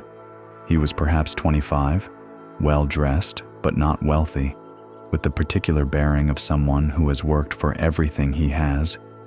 He browsed the cloth carefully, touching the fabric with knowing fingers, examining the weave, checking the dye for consistency. He was not a casual buyer. He understood cloth. Devraj watched him with a merchant's eye, a serious customer, worth attending to. "Can I help you find something?" Devraj asked. The young man looked up. His face was open and pleasant. He had dark eyes that reminded Devraj of someone, though he could not immediately place who. "I am looking for wedding cloth," the young man said. "I am to be married next month, and my mother asked me to come to this shop specifically. She said it was the best in the city." Devraj smiled. He loved moments like this. The reputation he had built, the reputation that preceded him, that brought customers through his door before he had spoken a single word. "Your mother has excellent taste," Devraj said. "Come, let me show you what we have." He led the young man through the shop, pulling bolts of silk from the shelves, unfurling them in the light from the open doorway so that the colors blazed and the thread caught the sun. He showed him crimson and gold, the traditional wedding colors. He showed him a particular blue silk that he had recently acquired, so deep and rich it looked like the sky at the moment just before darkness takes it. The young man admired everything. He was respectful, attentive, clearly moved by the beauty of the cloth. He asked intelligent questions about the weaving, about the source of the dyes, about the proper care of silk. Devraj found himself enjoying the conversation. It had been a long time since a customer had shown such genuine appreciation for the craft. They settled on a price. It was fair. Devraj, for all his early dishonesty, had always been fair in his direct dealings with customers. The theft had been specific, targeted, confined to that one relationship, that one betrayal. In all other matters, he conducted himself with scrupulous honesty. This is common among people who have committed a single great wrong. They become excessively honest in everything else, as if good behavior in 1,000 small matters can balance the weight of one enormous lie. As Devraj wrapped the cloth, the young man said, "My mother will be so pleased. She has spoken of this shop for as long as I can remember. She says my father used to work here." Devraj's hand stopped moving. The silk lay half-wrapped on the counter, its folds catching the light. "Your father?" Devraj said. "Yes. Long ago, before I was born. He was in the cloth trade. He had a shop in this quarter, or a share of one. He left when the business failed. The room that Devraj had built, the sealed room where he kept the act of his betrayal, began to crack. He could feel it, a hairline fracture running through the walls, letting in air that he had not breathed in 20 years. "What was your father's name?" Devraj asked. His voice was steady. His hands were not. The young man smiled. "Harish," he said. His name was Harish. The silk slipped from Devraj's fingers. It slid off the counter and pooled on the floor, the deep blue fabric spreading like water, like a river finding its level, like something that had been held too high finally coming to rest. Devraj stared at the young man's face, and now he saw it, the eyes, the particular set of the jaw, the way the head tilted slightly when listening. It was Harish, not Harish himself, but Harish's echo, Harish's continuation, Harish's blood and bone walking through the door of the shop that should have been half his father's. "Are you well?" the young man asked, bending to pick up the fallen cloth. Devraj could not speak. His throat had closed around something that was trying to rise from the sealed room inside him, something that had been trapped there for 2 decades and was now pressing against walls that could no longer hold it. His eyes stung. His hands shook. He gripped the edge of the counter and tried to steady himself, but the counter was just wood, just a surface, and it could not hold a man who was collapsing from the inside. "Sit down," the young man said, alarmed now, guiding Devraj to a chair. He brought water. He placed the cup in Devraj's trembling hands. "Shall I call a physician?" Devraj shook his head. He drank the water. He looked at the young man, at Harish's son, standing in his shop with concern on his face, kindness in his eyes, completely unaware that he was looking at the man who had stolen his father's future. "How is your father?" Devraj managed. The young man's face changed. A shadow moved through it, quick and deep, like a cloud crossing the sun. "He passed away," the young man said quietly. 3 years ago. He had been ill for some time. The physician said his heart was weak. Devraj closed his eyes. "He never had much money," the young man continued. "He worked hard his whole life, but things never quite came together for him after he left the cloth trade. He was a good man, though. The best man I have ever known. Honest, kind. He used to say that the only wealth worth having was the kind you could carry in your heart." The young man paused. He looked at Devraj with those familiar eyes. "He spoke of you sometimes," the young man said. "He said you were his oldest friend. He said the two of you built something together, and when it fell apart, it was no one's fault, just bad luck and a difficult market. He never blamed you," the young man said. "Not once, not ever."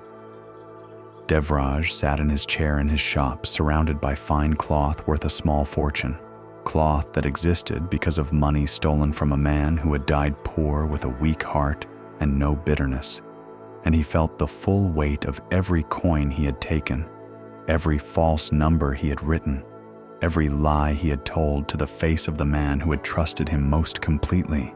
The sealed room was open now. The walls had fallen, and what had been trapped inside came flooding out, not as a river or a wave, but as a simple, devastating clarity. He saw what he had done.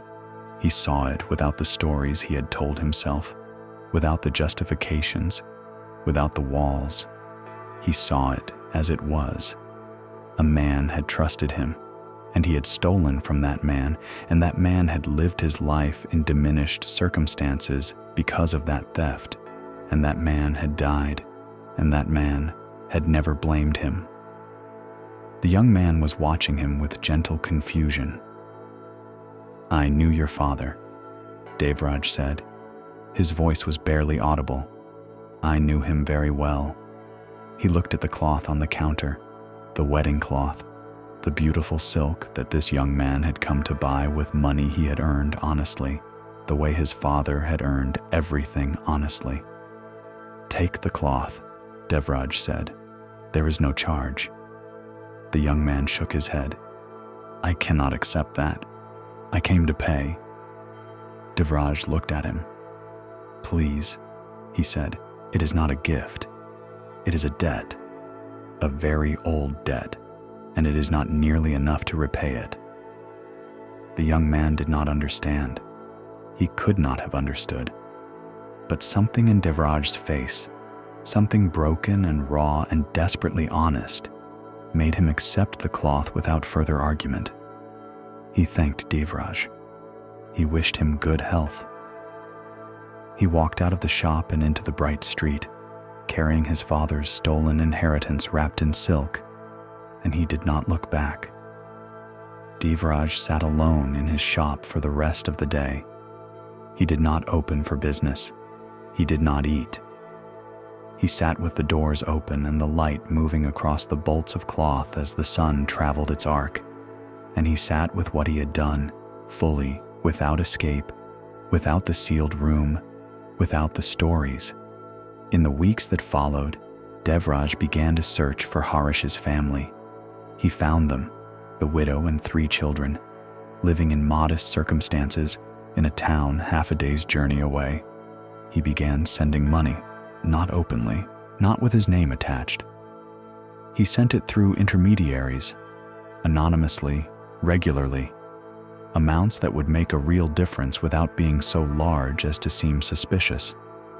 He calculated what Harish's true share of the business had been worth, adjusted for 20 years of growth and compounding, and the number was so large that he knew he would never be able to repay it fully. But he began. He began the way all honest efforts begin, with what he had and where he was. He also went to the temple, not to sit in the front row, not to make visible donations, He went in the early morning before the priests arrived, and he sat alone in the dim hall, and he did something he had never done before. He examined his life honestly. He looked at every action, every decision, every small and large dishonesty, and he did not look away.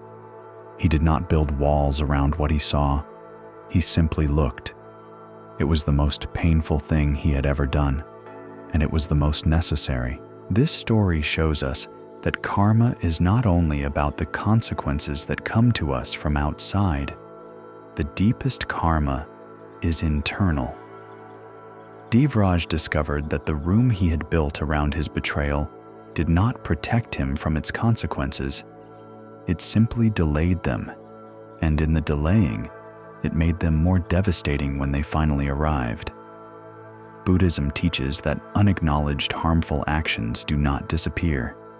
They live inside us, sealed away, consuming energy, distorting our relationship with truth, poisoning our peace from within. The Buddha spoke of conscience, which in Pali is called hiri, as one of the guardians of the world. Conscience is not guilt. Guilt says I am bad. Conscience says I have done harm, and I must address it. Devraj's sealed room was the absence of conscience, the deliberate suppression of the inner voice that knows when we have crossed a line. When Harish's son walked through the door, that sealed room could no longer hold.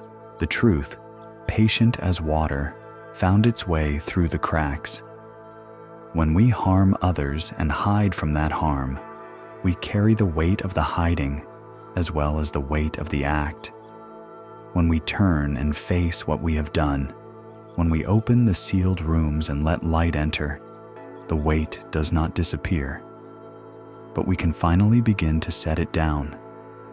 We can finally begin the long, honest work of repair, not to erase the past, which cannot be erased, but to change the direction of our steps, to plant new seeds, to let conscience do its quiet, essential work. Let us breathe together now. A slow breath in, a slow breath out. Feel how each exhale releases something you no longer need. Feel how each inhale brings something fresh, something clean, something untouched by the past. You do not need to carry anything right now. You do not need to examine anything or repair anything. You can simply rest. You can simply be here, in this quiet moment, between stories, between breaths, held by the darkness the way water is held by a bowl. Let your eyes close if they have not already. Let your jaw soften. Let the small muscles of your forehead smooth. You are safe. You are held. And the stories continue, patient and gentle, carrying you deeper into the quiet. Our seventh story takes us far from the city, far from the monastery, far from the villages we have visited tonight. It takes us to the edge of the desert, where the land was dry and cracked, and the sky stretched so wide in every direction that a person standing alone might feel they were the last person left in the world. On the border between fertile land and desert, where the last irrigation channels thinned to nothing, and the earth turned from brown to pale gold, there lived a farmer named Mira. She was not young. Her hair was streaked with silver. Her hands were rough from decades of working soil that did not always want to yield. But she was strong, and she was patient, and she knew the land the way Ravi knew the river, with the deep familiarity that comes from a lifetime of paying attention. Mira grew lentils. It was one of the few crops that could survive in the thin soil at the desert's edge, where water was scarce and the sun was relentless. Her fields were modest, a few acres carved from the margin between life and barrenness. Every season was a negotiation with the land. Every harvest was a small victory against the desert that pressed in from the east, always advancing, always hungry for more ground. She had a well. It was the most important thing she owned. more important than her house, more important than her tools, more important than the land itself. Without the well, the land was nothing. Without water, the soil was just sand waiting to happen. The well had been dug by her grandfather, who had found water at a depth that his neighbors said was impossible. He had dug for weeks, alone, following some instinct that he could never explain. And when the water finally came, rising clear and cold from the darkness, he had wept. Not from joy, but from relief. He had staked everything on a feeling, and the feeling had been right. The well still flowed. After all these years, after droughts and dry seasons and years when the rains failed entirely, the well still gave water. Not much, never enough to waste, but enough to keep the lentils alive, enough to keep the soil from surrendering to the desert, enough to sustain one woman and her small piece of green in a landscape of gold and white. Mira had a neighbor. His name was Pratap, and he farmed the adjacent plot, which was slightly lower than Mira's land, slightly closer to the desert's edge, and critically, without a well of its own. Pratap depended on a seasonal stream that ran through his property during the monsoon months, a stream that was reliable in good years and absent in bad ones. In the years when the stream ran dry, Pratap had always come to Mira and asked to share her well, and Mira had always said yes. She had shared her water without hesitation, without keeping account, without asking for anything in return. It was simply what you did at the edge of the desert. Water was life. To withhold water from a neighbor was to sentence his crops to death, and eventually to sentence the neighbor himself to ruin. The well was hers by inheritance, but the water, she believed, belonged to everyone who needed it. This arrangement had worked for many years. Pratap was grateful. He brought Mira lentils from his own harvest. He helped repair her irrigation channels when they crumbled. He sent his sons to help her during planting season, when the work was too heavy for one person alone. It was a good arrangement, built on the understanding that survival at the edge of the desert required cooperation, that no one could make it alone, that the well and the stream and the soil and the rain were all part of a system that worked only when people treated each other's needs as their own. Then Pratap died. It was sudden. A fever that came in the night and took him before dawn. His wife had died years earlier, and so the farm passed to his eldest son, a young man named Arun, who had spent the last several years not on the farm but in the city, working as a clerk for a grain merchant. Arun had left the farm as soon as he was old enough, drawn by the lights and the noise and the opportunities that the city seemed to offer. He had not enjoyed farming. He had not enjoyed the desert's edge, with its dust and its heat and its relentless demands on the body. He wanted a life that did not require him to watch the sky and worry about rain. But his father's death brought him back. There was no one else to take the farm.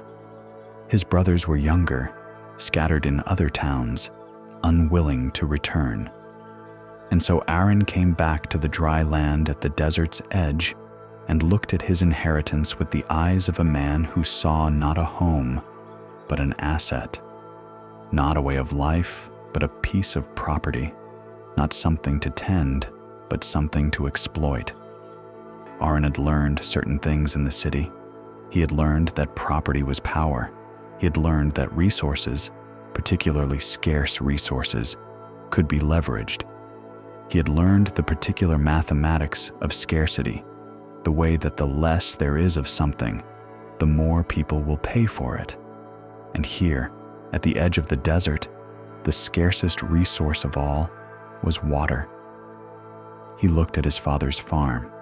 He looked at the seasonal stream, dry now, a line of smooth stones winding through cracked earth. He looked at Mira's farm, green and alive, sustained by the well that never failed. and he began to think. His first visit to Mira was friendly.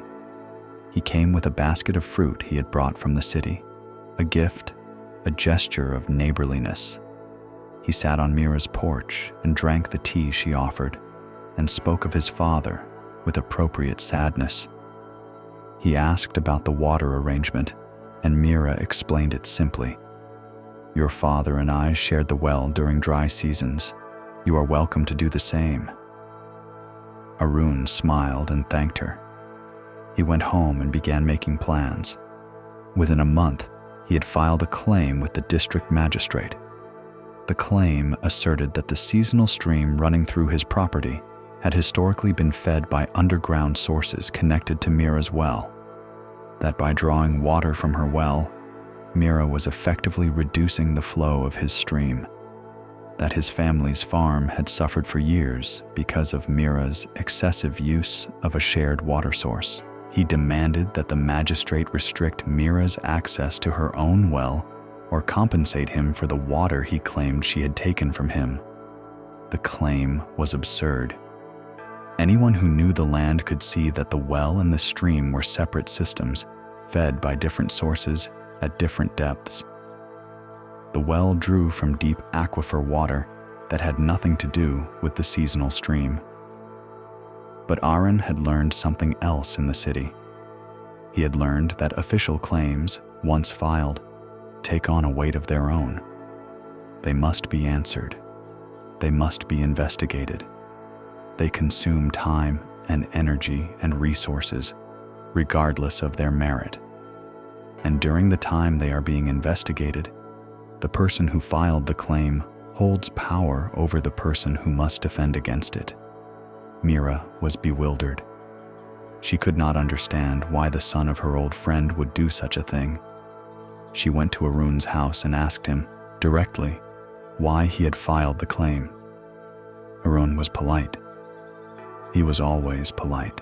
He had learned in the city that politeness is the most effective mask for aggression, that a person can take everything from you while smiling and offering tea. "It is nothing personal, Auntie," he said. "It is simply a matter of rights. My family has suffered because of the water situation, and I believe the law should sort it out fairly." "Your father never suffered," Mira said.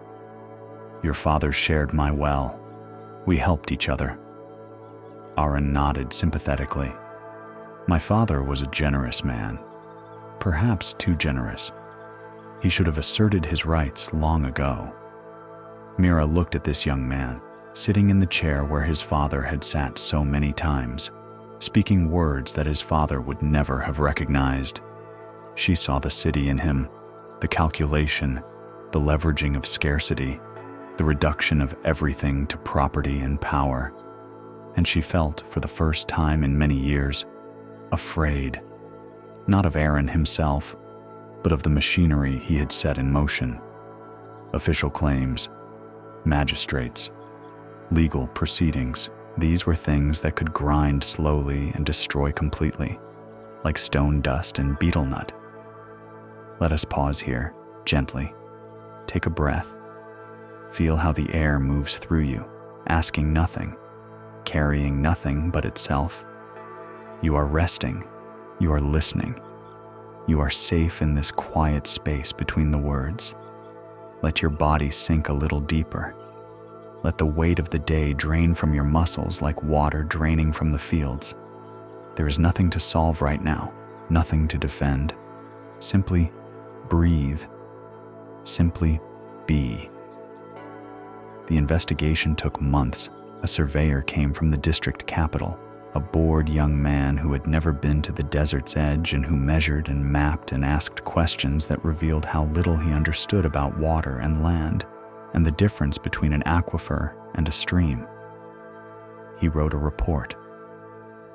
The report was inconclusive, as such reports often are when the person writing them does not understand what they are measuring. During those months, Mira continued to farm. She drew water from her well and irrigated her lentils and tended her small piece of green at the desert's edge. But she did something else as well. she stopped sharing her water with Arun. This was not vindictive. It was practical. The claim alleged that she was taking more than her share. If she continued to share, it could be used as evidence that the water systems were connected, that her well indeed fed his stream. Her neighbor in the next village, a woman who had some knowledge of legal matters, advised her to keep her water to herself until the claim was resolved. And so, Arun's fields dried. The stream was not running, the well was not shared, and the lentils that Pratap had planted before his death, the lentils that were Arun's inheritance and his income, and his reason for being in this place he had never wanted to be, withered and crumbled to dust. Arun watched his fields die and felt the first stirrings of something he had not anticipated. The claim was supposed to give him leverage, supposed to force Mira to share on his terms, perhaps even to pay him for the privilege of using her own well.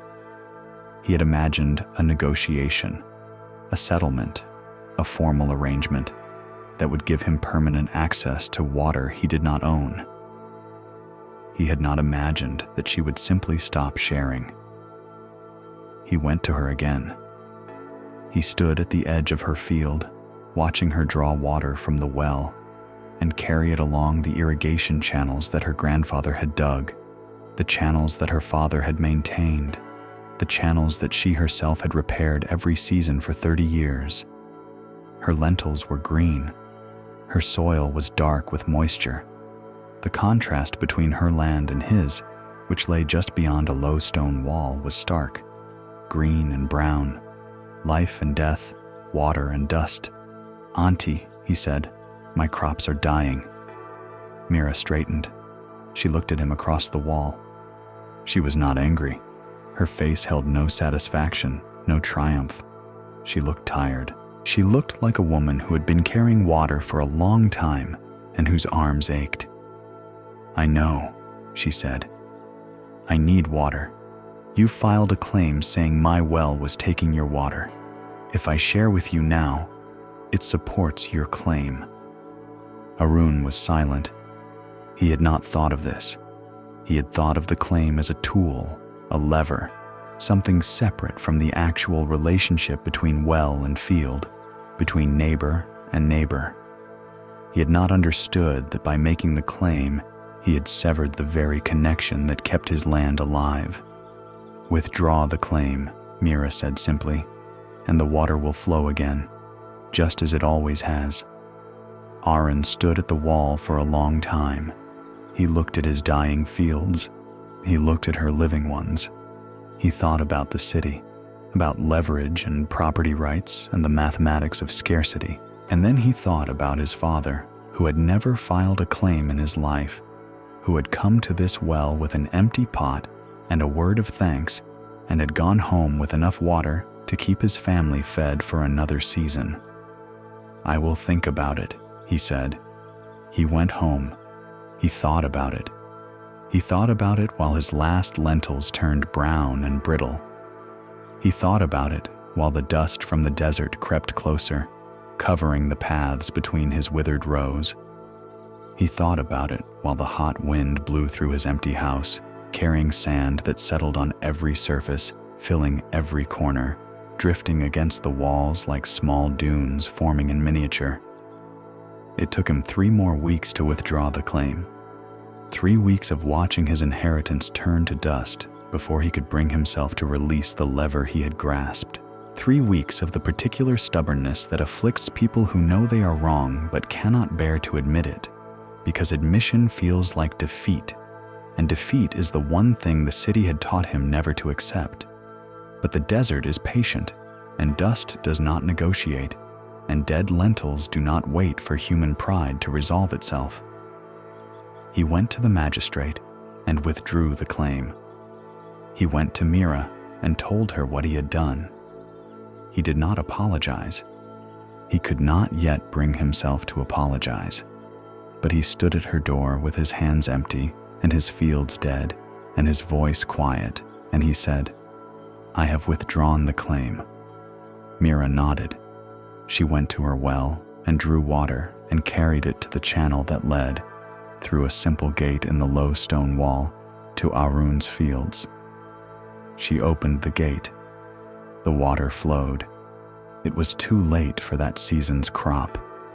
The lentils were gone, but the water soaked into the dry earth, and the earth drank it the way a man lost in the desert drinks when he finally finds an oasis, desperately, completely, holding nothing back. And in that drinking, in that deep saturation, the soil began to remember what it was. Not dust, not desert, but earth, living earth, earth that could hold a seed and help it grow. Arun watched the water flow into his dead fields and felt something shift inside him. Not the dramatic crack that Ananda had felt, not the devastating flood that had broken through Devraj's sealed room. Something quieter, something that felt like the first rain after a long dry season, barely enough to wet the surface, but enough to change the smell of the air, to change the color of the ground, to remind the world that water existed and would come again. He looked at Mira. She was standing by the gate in the wall, her hand resting on the stone, watching the water move through the channel she had opened. Her face was calm. There was no victory in it, no satisfaction, only the quiet expression of a person doing what she had always done, what her grandfather had done when he dug the well, what the water itself did when given a channel, flowing toward where it was needed, simply flowing. "Thank you," Arun said. Mira looked at him. She did not say it was nothing, because it was not nothing. Water at the edge of the desert is never nothing. She did not say it was her pleasure, because there had been no pleasure in the past months of legal threats and dried-up neighborliness. She simply nodded and said, "Your father was a good man. I hope you will be too." Arun worked the field that season with his own hands. He cleared the dead plants. He turned the soil. He planted new lentils with seeds that Mira gave him from her own store. He repaired the irrigation channels that his father had helped maintain and that he himself had neglected. And when the monsoon came and his stream ran again, he did something that surprised everyone, including himself. He opened a channel from his stream to Mira's field, returning water to the land of the woman who had shared her well with his family for longer than he had been alive. It was not a grand gesture. It was a small channel, no wider than a man's hand, carrying a thin ribbon of water from his stream to her land. But it was enough. It was the beginning of something, or rather, it was the resumption of something that should never have been interrupted. This story shows us how the attempt to hoard what must be shared creates the very scarcity we fear. Arun discovered that claiming ownership of water that was never his did not give him water. It cut him off from the only source of water he had, which was the generosity of his neighbor.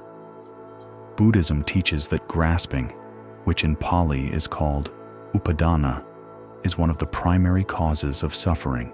When we clutch tightly to what we believe is ours, when we try to own and control things that exist in relationship, we destroy the relationship that makes those things available to us.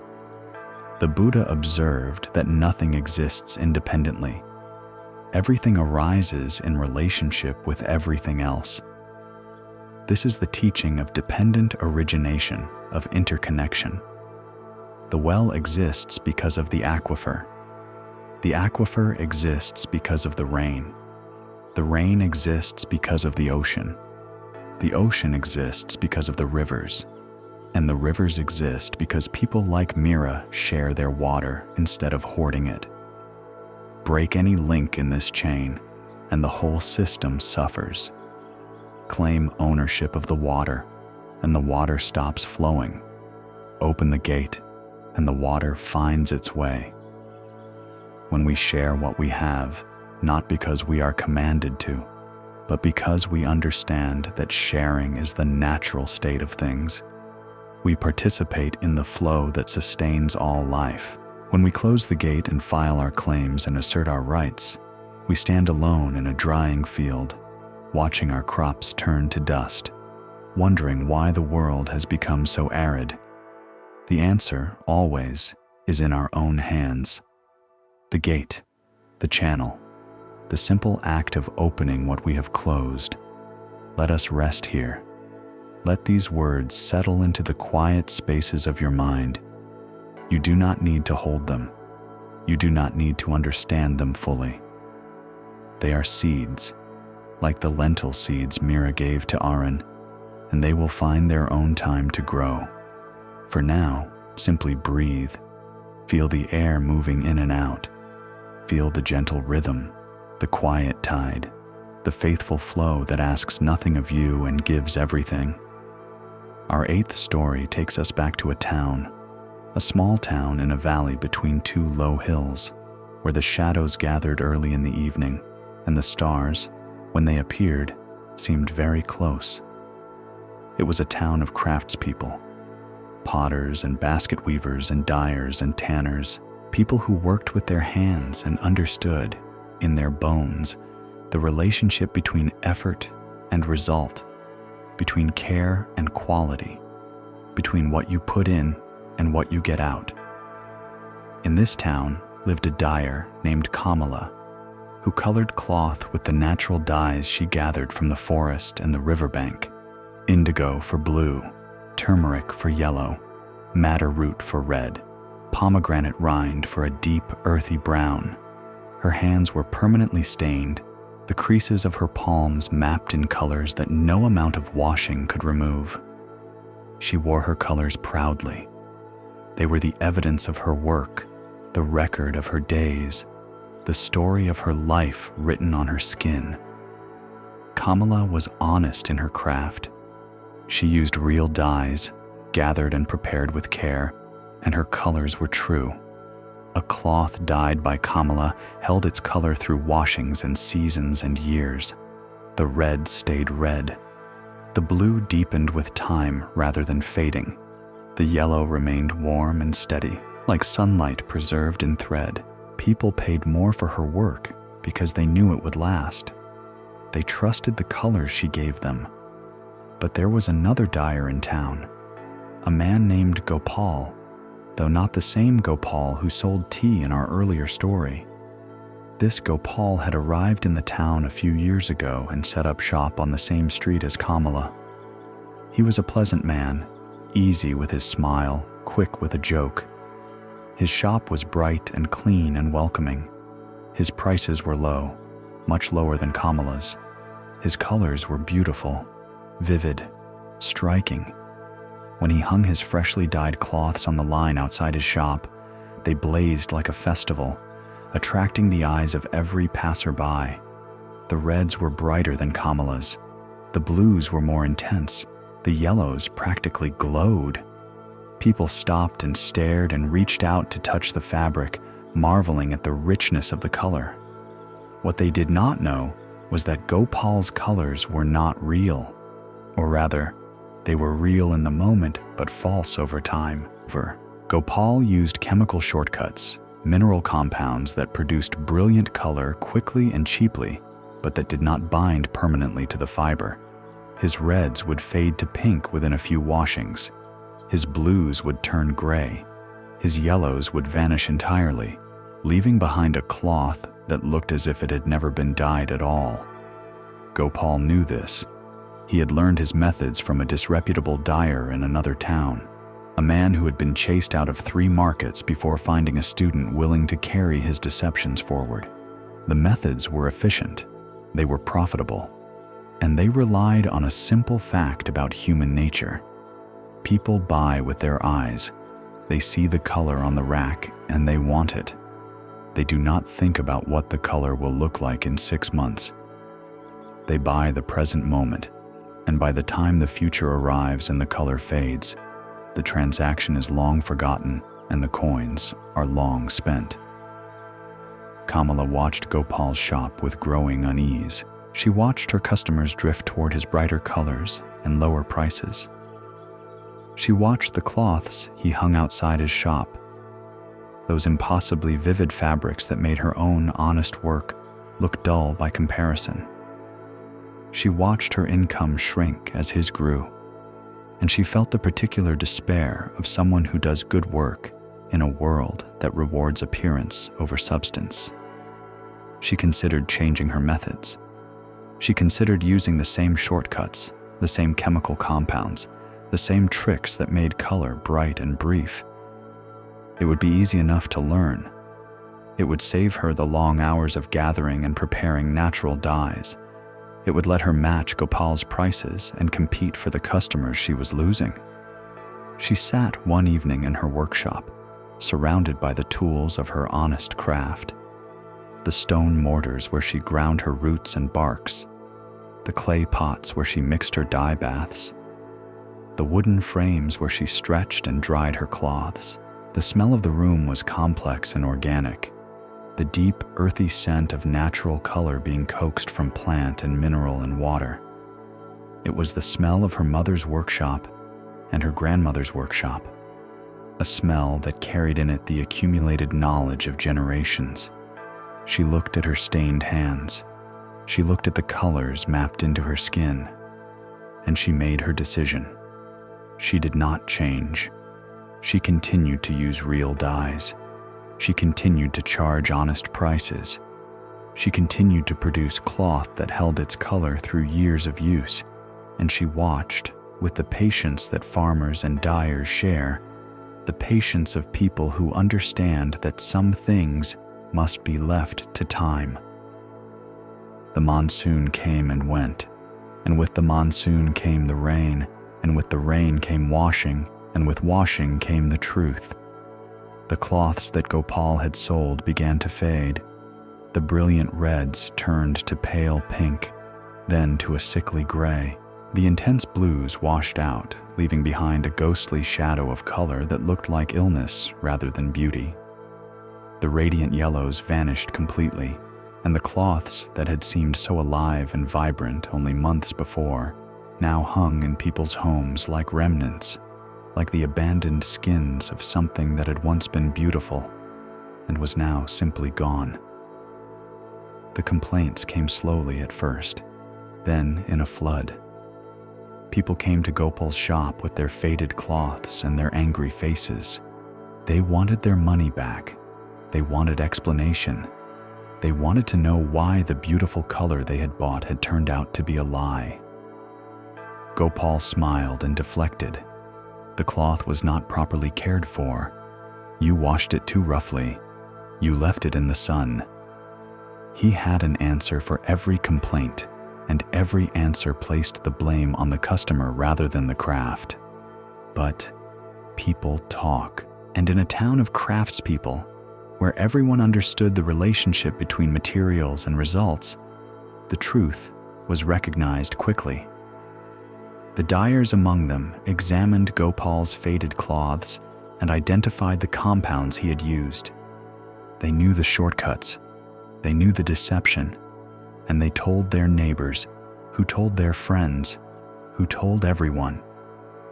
Within a season, Gopal's shop was empty. His bright cloths hung on the line outside, untouched, their colors already beginning to fade before they were sold, like flowers wilting on the stem. And Kamala's shop, quiet and steady, began to fill again. The customers who had left came back.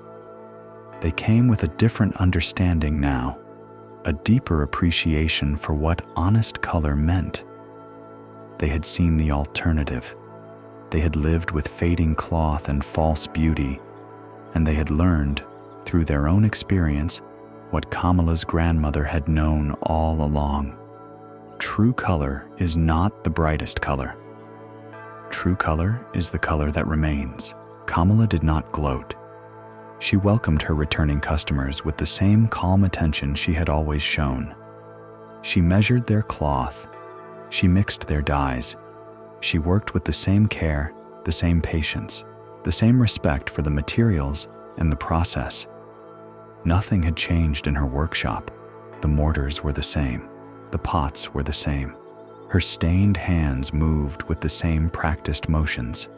What had changed was outside. The world had tested the false and found it wanting, and had returned to the true. Not because the true was louder or brighter or more insistent, but because it endured. It simply endured. This story shows us the relationship between patience and karma, between honest effort and its eventual vindication. Kamala discovered what the Buddha taught with such clarity that right livelihood, the practice of earning one's living through ethical means, may not always produce the fastest results, but it produces the most lasting ones. Buddhism teaches that the Eightfold Path includes right livelihood as an essential practice, because the way we earn our bread is not separate from the way we live our lives. Every transaction is a moral act. Every product we create carries our intention within it, and that intention, honest or deceptive, will eventually reveal itself. Gopal's colors were bright but false. They attracted the eye but failed the test of time. This is a perfect metaphor for all deceptive action. It appears to succeed. It appears to win. It shines so brightly that honest work looks dull beside it. But time, patient and impartial, eventually washes away everything that is not genuine. And what remains, what always remains, is the truth. When we commit ourselves to honest work, we may watch others prosper through dishonesty and feel that the world is unfair. But the world is not unfair. The world is patient. The rain will come. The washing will happen, and the colors that remain will be the colors that were true from the beginning. Let us pause and rest in this truth. Feel your breath, steady and honest, moving through you with the patience of natural dye seeping into cloth. You are held by this moment, supported by this breath, carried by the quiet current of these stories toward a rest that you have earned simply by being here, simply by listening, simply by being willing to receive what is offered. Our ninth story takes us to a place we have not yet visited tonight, a harbor town where the land met the sea and the air tasted of salt and the sound of water was constant, not the gentle murmur of a river, but the deep, rhythmic breathing of the ocean, pulling and pushing, as it had done since the beginning of the world. The harbor was busy. Fishing boats crowded the docks, their hulls painted in bright colors, their nets draped over wooden frames to dry in the sun. Merchants loaded cargo onto trading vessels bound for distant ports. Children ran along the waterfront, dodging between barrels and rope coils, their laughter mixing with the calls of gulls and the creak of timber and the slap of water against stone. Among the many people who made their living from this harbor was a fisherman named Bimal. He was a quiet man, lean and weathered, with the deep brown skin and narrowed eyes of someone who had spent his life looking across water into bright light. He owned a single boat, a modest vessel with a patched sail and a hull that needed recalking every season. It was not much, but it was his, and it carried him out each morning into the waters that had fed his family for 3 generations. Bimal fished alone. This was unusual. Most fishermen in the harbor worked in crews, 3 or 4 men to a boat, sharing the labor of casting and hauling nets, sharing the catch, sharing the risk. But Bimal had always preferred solitude. He liked the quiet of the open water, the way the town shrank to a thin line on the horizon and then disappeared entirely, leaving nothing but sea and sky and the gentle rocking of his boat.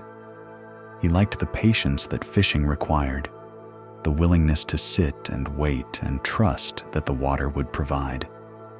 He was not a wealthy man. A fisherman who works alone catches less than a crew. But he caught enough. He sold his fish in the morning market. He ate simply, he maintained his boat, and at the end of each day, he had what he needed. Not more, not less. Enough. But Bimal had a practice that set him apart from the other fishermen, a practice that some admired and others found foolish. Every morning, before he cast his first net, he would take a portion of his bait and scatter it into the water. He would watch the small fish rise to feed, their silver bodies flashing in the early light, and he would say quietly, to no one in particular, "For the ones I will not catch, for the ones who feed others." It was an offering, a small one, hardly noticeable. A handful of bait tossed into an ocean that stretched to the horizon. But Bimal did it every morning, without fail, without exception, whether the fishing was good or poor, whether his nets were full or empty. He had learned it from his grandmother, who had learned it from her mother, who had learned it from somewhere so far back in the family's history that the origin had been lost. It was simply what they did. They gave back a portion of what they took. They acknowledged that the sea was not a storehouse to be raided, but a living thing that required relationship, reciprocity, respect. The other fishermen teased him about this, gently for the most part. Bimal was well liked, and his habit was seen as harmless eccentricity rather than genuine foolishness. But there was one fisherman who found it more than foolish, who found it irritating, who found it, in some way he could not quite articulate, offensive. His name was Tarun, and he captained the largest fishing crew in the harbor. Tarun's boat was the biggest, his nets the widest, his catches the most impressive. He employed 6 men and fished with a ruthless efficiency that left little room for sentiment or superstition. He used the finest nets, the strongest ropes, and he fished every stretch of water within a day's sail, taking everything the sea offered and always wanting more. Tarun did not scatter bait into the water. Tarun did not give anything back. Tarun's philosophy was simple and, by the standards of the market, effective. The sea is there. The fish are there. You take what you can. The man who takes the most wins. The man who throws good bait into empty water is a fool who deserves his poverty. He said this to Bimal once, directly, standing on the dock as Bimal prepared his small boat for the morning's fishing. Bimal was sorting his bait, setting aside the portion he would scatter, handling the small fish with the care of someone preparing a gift. "You throw money into the sea," Tarun said, leaning against a post, his arms crossed. "Every morning, you throw money into the sea and call it wisdom?" Bimal looked up. His eyes were calm. "It is not money," he said. "It is bait, and I do not call it wisdom. I call it gratitude." "Gratitude," Tarun repeated, his tone suggesting that the word tasted strange in his mouth. "Gratitude to whom? The fish? They do not know you are grateful. They do not care. They are fish. They eat, and they are eaten. That is all." Bimal considered this. "Perhaps," he said, "but I know I'm grateful, and that changes something, even if I cannot explain what." "It changes your catch," Tarun said. "It makes it smaller. That is what it changes." Bimal smiled. "Perhaps," he said again. "We will see." This was Bimal's most common response to things he did not wish to argue about. Perhaps. We will see. It was not evasion. It was patience.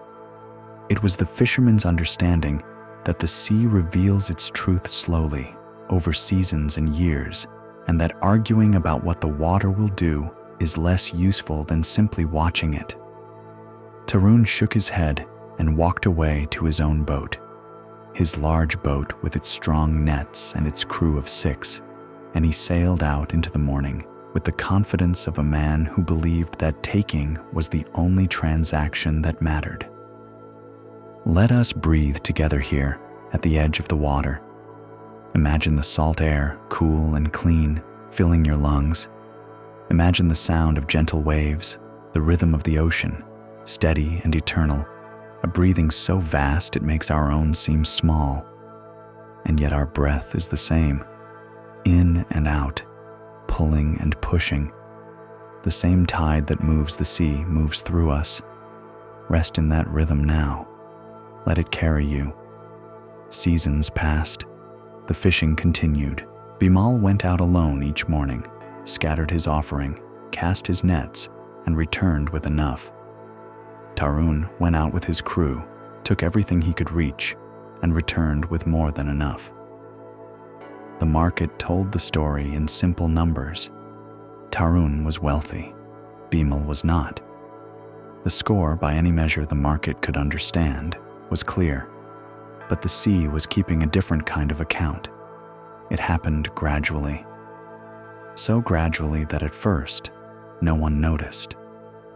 The fish in the waters closest to the harbor began to thin, not disappear, not all at once, but thin. Where a net once came up heavy and straining, it now came up lighter. Where a morning's catch once filled 3 baskets, it now filled 2. The change was subtle, spread across weeks and months, the kind of change that each individual day could dismiss as bad luck or bad weather or the normal fluctuation of a living system.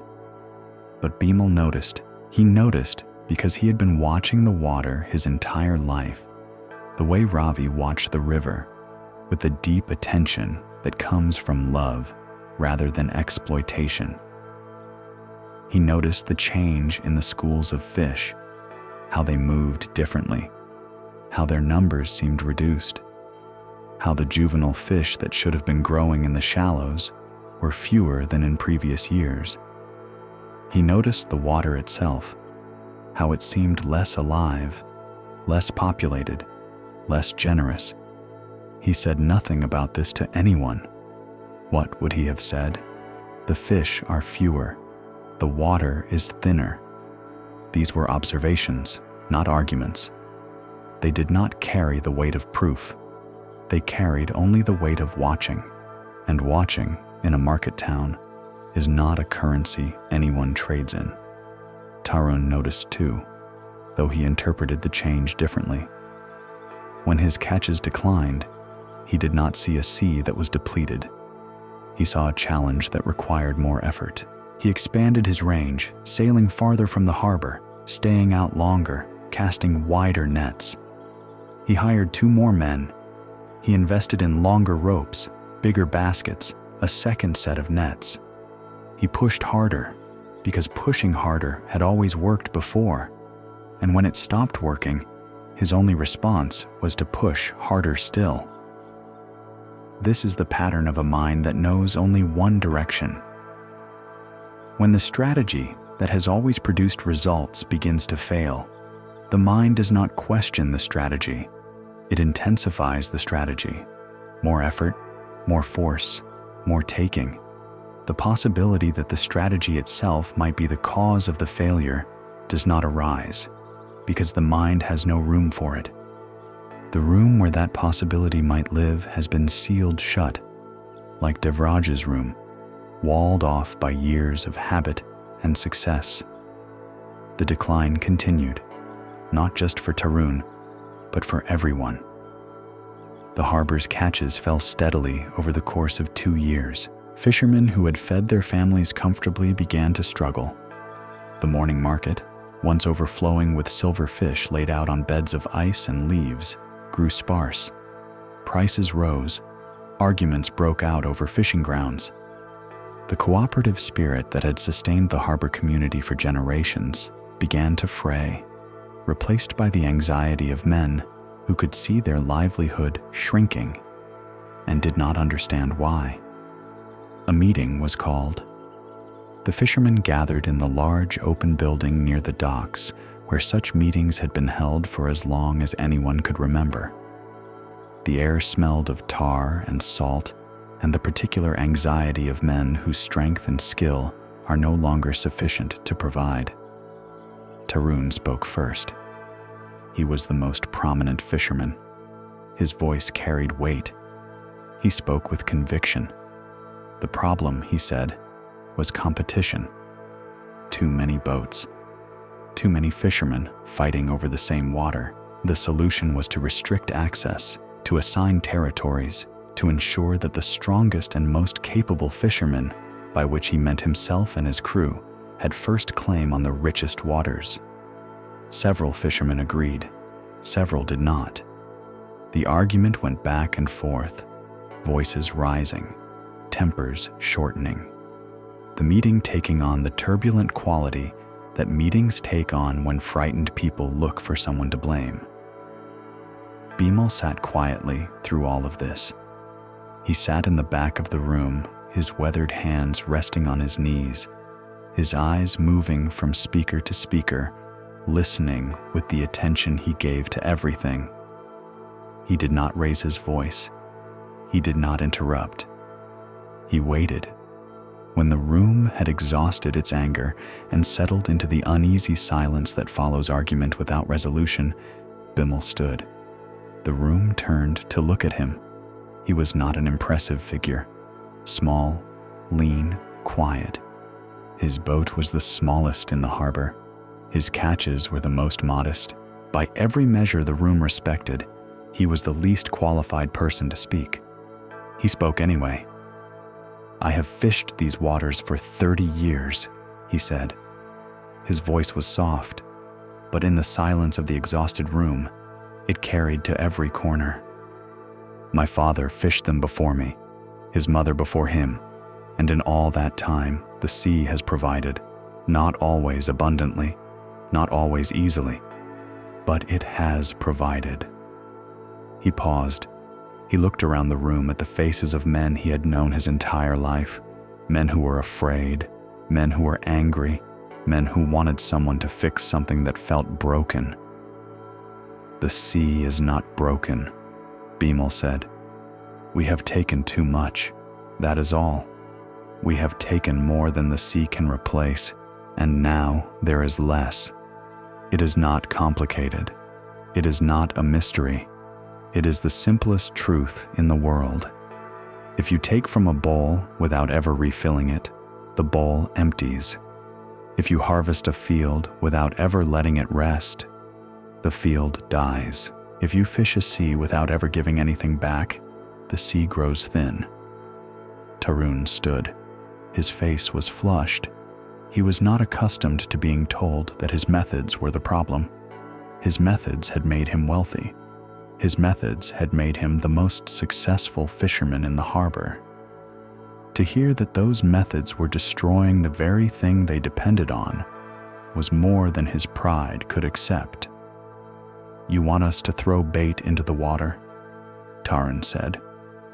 "You want us to feed the fish instead of catching them?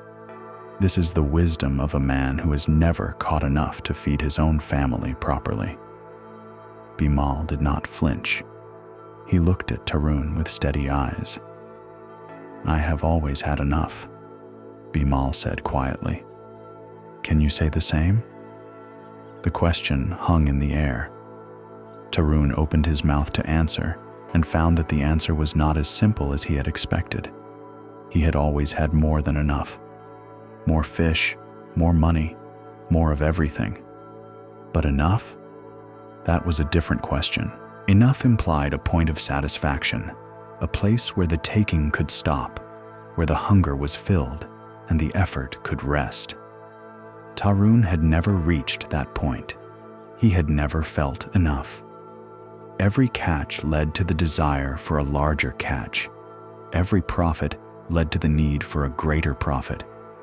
He had more than any fisherman in the harbor, and he was less satisfied than Bimal, who had the least. The meeting ended without resolution, as such meetings often do. People went home to their boats and their nets and their diminishing catches. But something had been said that could not be unsaid. A seed had been planted in the room, and seeds, as we have learned tonight, do not care whether the ground wants them. They grow. In the months that followed, a few fishermen began to change their practices, not dramatically, not all at once, but here and there, in small ways. A fisherman would decide to fish every other day instead of every day, letting the water rest. A crew would agree to avoid the shallow breeding grounds during spawning season. A young man would take his net from the water when it was half full instead of waiting until it was bursting, remembering Bimal's words about the bowl that empties when you take without refilling. And Bimal continued his practice. Every morning before his first cast, he scattered his offering into the water. For the ones I will not catch, for the ones who feed others. Tarun did not change. He could not change. His identity was built on taking, on winning, on being the biggest and the best. To reduce his catch, to fish less aggressively, to give anything back, would have been to become someone he did not recognize. And so he continued to push farther, fish harder, take more. Until the morning his nets came up empty. Not thin, not light. Empty. He had sailed farther than he had ever sailed. Past the reefs where the big fish gathered. Past the deep channels where the current carried schools of silver mackerel. Out to the edge of the continental shelf, where the water turned from blue to black. And he had cast his nets into water that held nothing. Not nothing in the absolute sense, for the ocean is never truly empty, but nothing that his nets could catch. Nothing that would fill a basket or pay a wage or justify the fuel and the time and the effort of the journey. He cast again, empty, again, empty. His crew stood on the deck and looked at him, and in their eyes he saw something he had never seen before. Not respect, not admiration, not the particular awe that men feel for the man who catches the most. He saw doubt. He saw the beginning of the question that he himself could not ask. What if this is not working? What if more is not the answer? What if the sea has been telling us something and we have not been listening? Tarun sailed home with empty holds and an empty feeling in his chest that was worse than hunger, because hunger can be filled, but emptiness of this kind, the emptiness that comes from realizing that your entire approach to life may have been wrong, has no immediate remedy. It simply sits in you, heavy and cold, like a stone at the bottom of a well. He passed Bimal's small boat on the way back into the harbor. Bimal was sitting in his boat, his single modest net pulled in, a basket of fish beside him. Not many fish, but enough. Always enough. The two men looked at each other across the water. Bimal raised his hand in the simple greeting that fishermen give each other, a gesture so old and so universal that it predates language. Tarun raised his hand in return, and in that exchange, in that simple lifting of one hand toward another across a stretch of water, something passed between them. Not understanding, not yet, but the beginning of understanding. The first crack in the wall. Tarun did not transform overnight. He was not the kind of man who transforms overnight. But he began, very slowly, to fish differently. He reduced his crew from 8 to 6. He shortened his range. He stopped fishing the breeding grounds.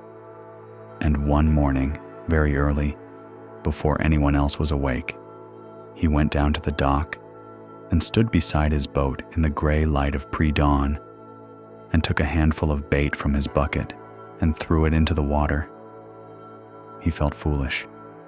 He felt like a man performing a ritual he did not believe in, going through motions that had no meaning, offering a gift to a recipient that did not exist. The bait hit the water and sank. Small fish rose to feed, their silver bodies catching the first light. He watched them. He watched them eat what he had given, and he felt something he could not name. Not gratitude. Not yet. Something more like the memory of gratitude. The distant echo of a feeling he had once known and had forgotten. the way you forget the sound of a river when you have lived beside it for too long. He threw another handful, and another, and then he got in his boat and went fishing, and his nets were not full, but they were not empty either, and when he returned to the harbor and sold his catch, he had enough. And enough, he was beginning to learn, was a word that contained more peace than he had imagined possible. This story shows us the teaching of reciprocity, the understanding that we exist in relationship with the world around us, and that this relationship requires giving as well as taking. Bimal discovered what his grandmother had known, what the Buddha had taught, what the ocean itself demonstrates with every tide. Life flows in circles. What goes out comes back. What is given returns, not as a transaction, not as a deal, not as a quid pro quo, but as the natural rhythm of a system that sustains itself through balance. Buddhism teaches that generosity, which in Pali is called dana, is the first of the perfections, the foundation upon which all other virtues rest. It is not a luxury or an afterthought. It is the starting point. Before meditation, before wisdom, before any other practice, the Buddha placed generosity, because generosity is the practice of opening. It is the practice of releasing. It is the practice of trusting that the world will provide when we participate in the flow rather than damming it. Tarun took everything and ended with empty nets. Bimal gave a little back each morning and always had enough. This is not magic. This is not superstition. This is the simple mathematics of sustainability, the recognition that a system from which you only take will eventually have nothing left to give. When we offer our handful of bait to the water, when we give back some portion of what we receive, we participate in the great turning that keeps the world alive. We become part of the circle rather than a break in it, and the circle, unbroken, sustains us all. Let us rest now. Let us rest with the sound of the ocean in our minds, that vast and patient breathing that has been going on since before there were fishermen, before there were boats, before there were nets or markets or arguments about who should catch the most. The ocean breathes. We breathe. In and out, pulling and pushing. The same rhythm, the same tide. Feel your body now. Feel how heavy it has become, how warm, how willing to rest. Your arms are heavy. Your legs are heavy. Your eyelids, if they are still open, are heavy with the weight of all these stories, all these lives, all these teachings that have been gathering in you like water, gathering in a well. Let them settle. Let them find their level. There is no hurry. There is nowhere to go. Take a breath. Let it fill you the way the tide fills the harbor, slowly, gently, reaching into every corner. And then let it go. Let it pull back, like the tide retreating, leaving the shore clean and smooth and ready for whatever comes next. Our 10th and final story takes us on one more journey tonight. This time, we traveled to a place high in the mountains, where the air was thin and clear, and the silence was so deep that you could hear your own heart beating if you stood still enough. It was a place of stone and sky, of narrow paths winding between boulders, of streams so cold they numbed the hand that dipped into them.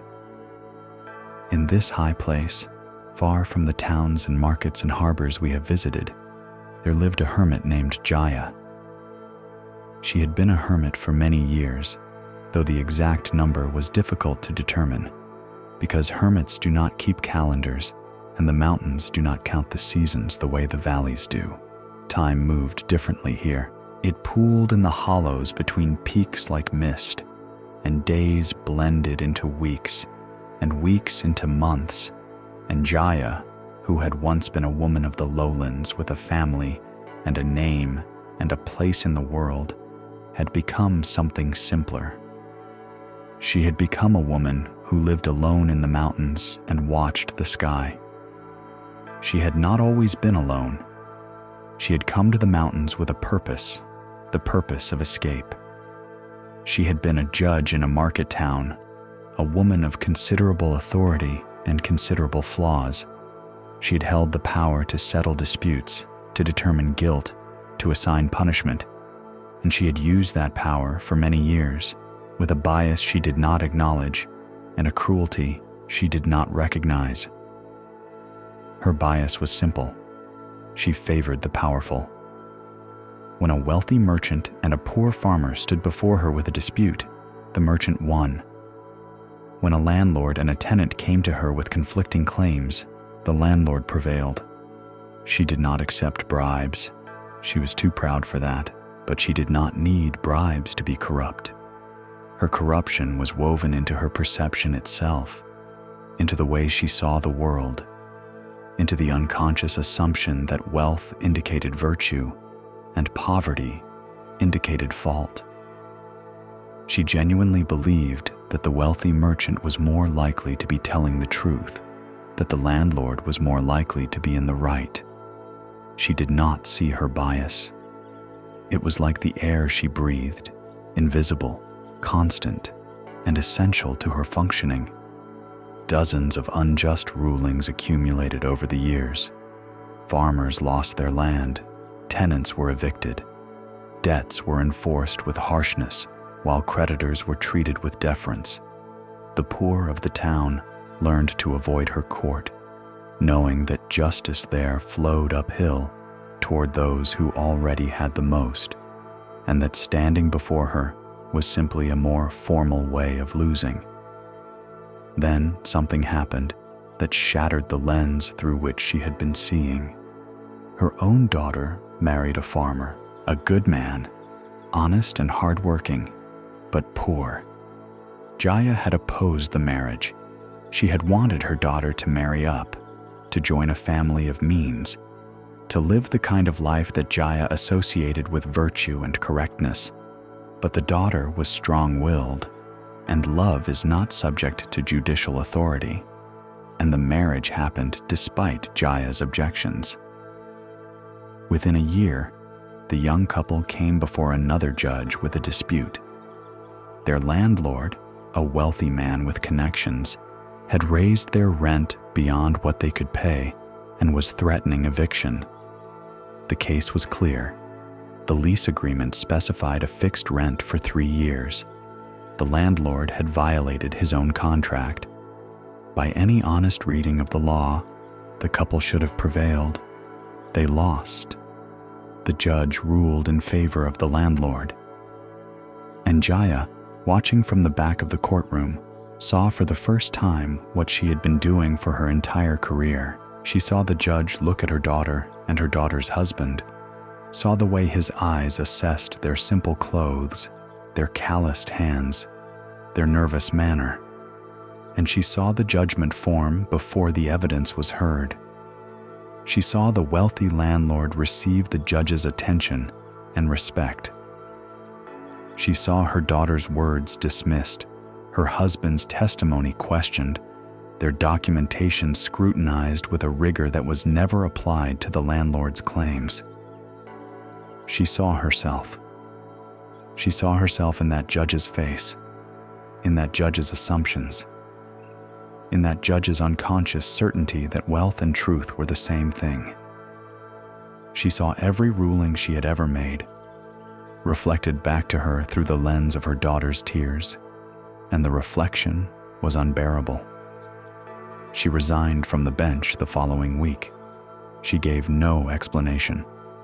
She simply walked away from the courtroom, and the robes, and the authority, and the life she had built on foundations she now saw were crooked. She walked out of the town and kept walking, up into the foothills, up into the mountains, up into the thin air and the deep silence and the vast indifference of stone and sky. And there she stayed, for years, alone with the wind and the cold and the terrible clarity of what she had done. Let us pause here Let us breathe in this high, thin air. Feel the silence around you, the same silence that surrounds Jaya in her mountain home. A silence that is not empty, but full of everything that has been said and everything that does not need to be said. You are resting in this silence. You are held by it. Let your breathing slow. Let your thoughts thin like the air at altitude until there is only this moment, only this breath, only this quiet. Jaya lived in the mountains for a long time before anyone found her. She did not want to be found. She had come to the mountains to escape. An escape, she believed, was what she deserved. Not the escape of comfort, but the escape of exile. She had sentenced herself to solitude the way she had once sentenced others to loss, and she served her own sentence with the same rigid certainty she had once brought to the bench. She ate what the mountains offered. Wild greens in the warm months, roots and dried berries in the cold, water from the stream that ran past her small stone shelter, water so cold it made her teeth ache. She slept on the ground. She wore the same clothes until they wore through, and then she patched them with whatever she could find. She did not seek comfort. She did not believe she deserved comfort. And every day she reviewed her cases, every ruling, every judgment, every face that had stood before her, and received something other than justice. She remembered them with a clarity that was itself a kind of punishment, a punishment more precise and more devastating than anything she had ever imposed from the bench. She saw the farmer who had lost his land.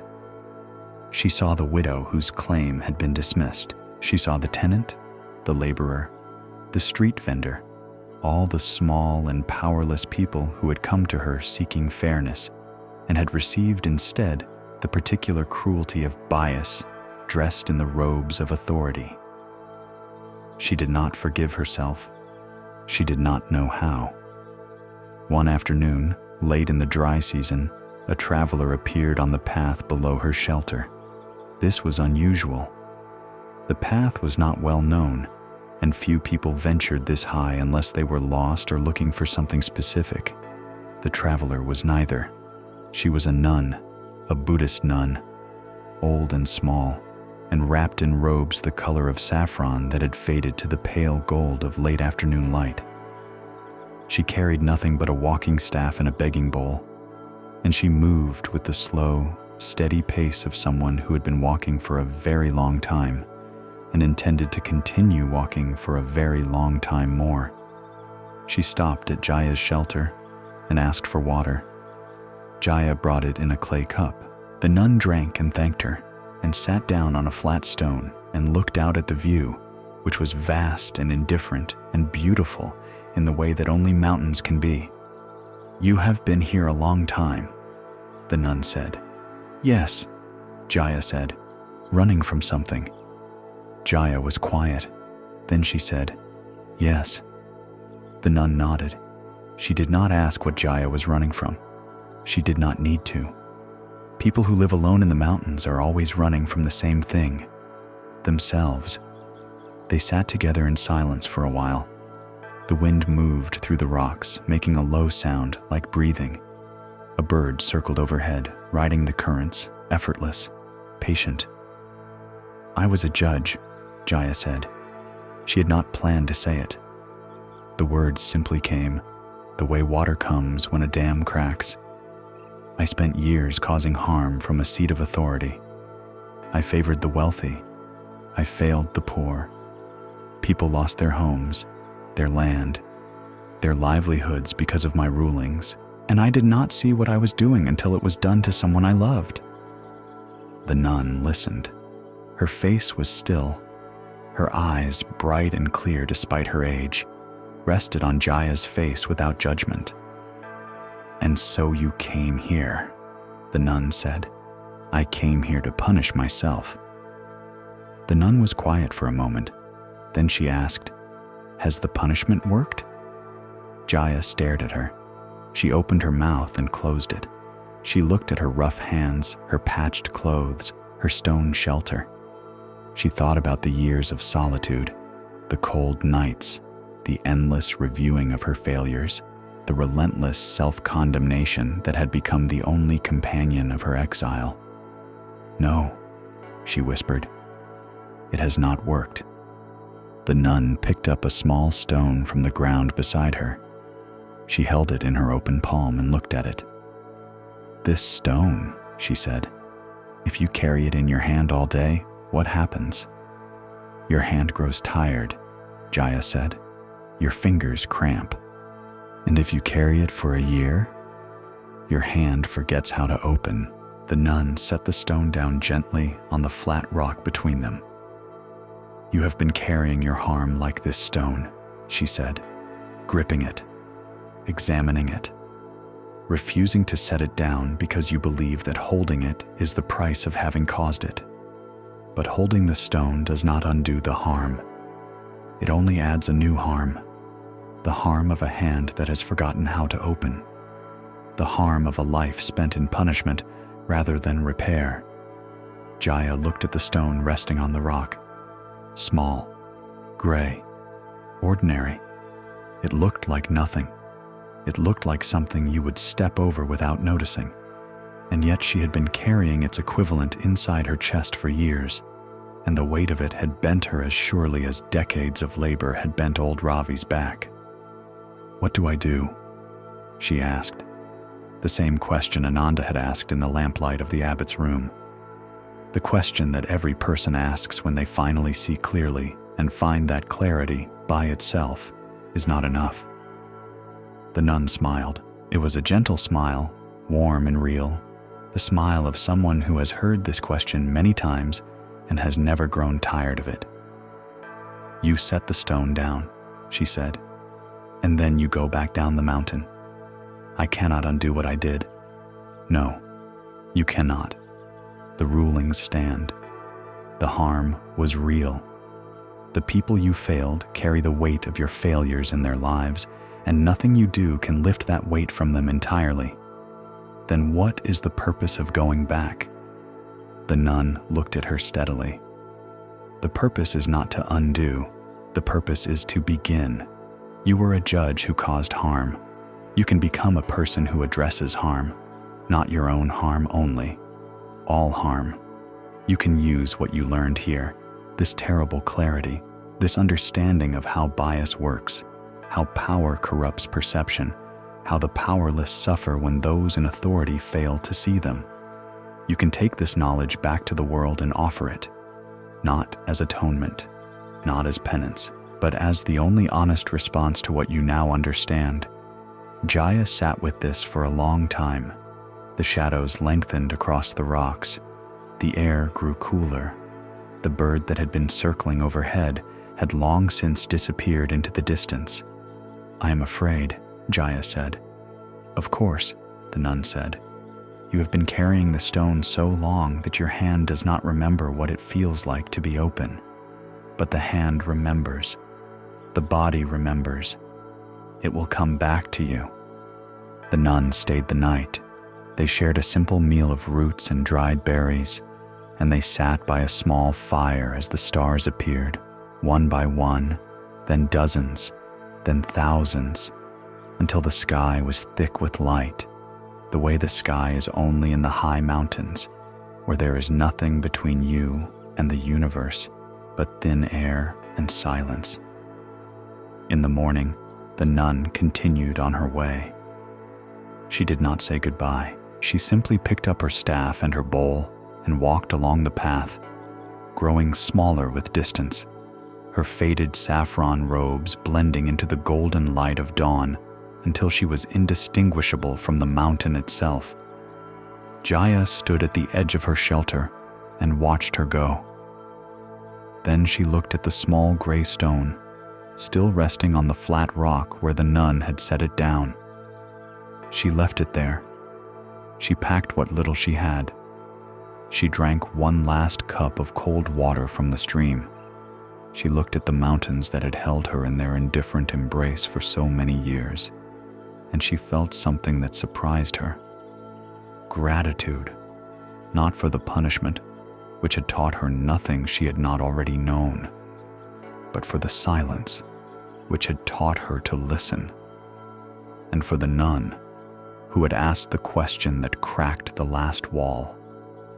Jaya walked down the mountain. She walked back into the world of towns and markets and people and noise and all the complicated, messy, beautiful chaos of human life.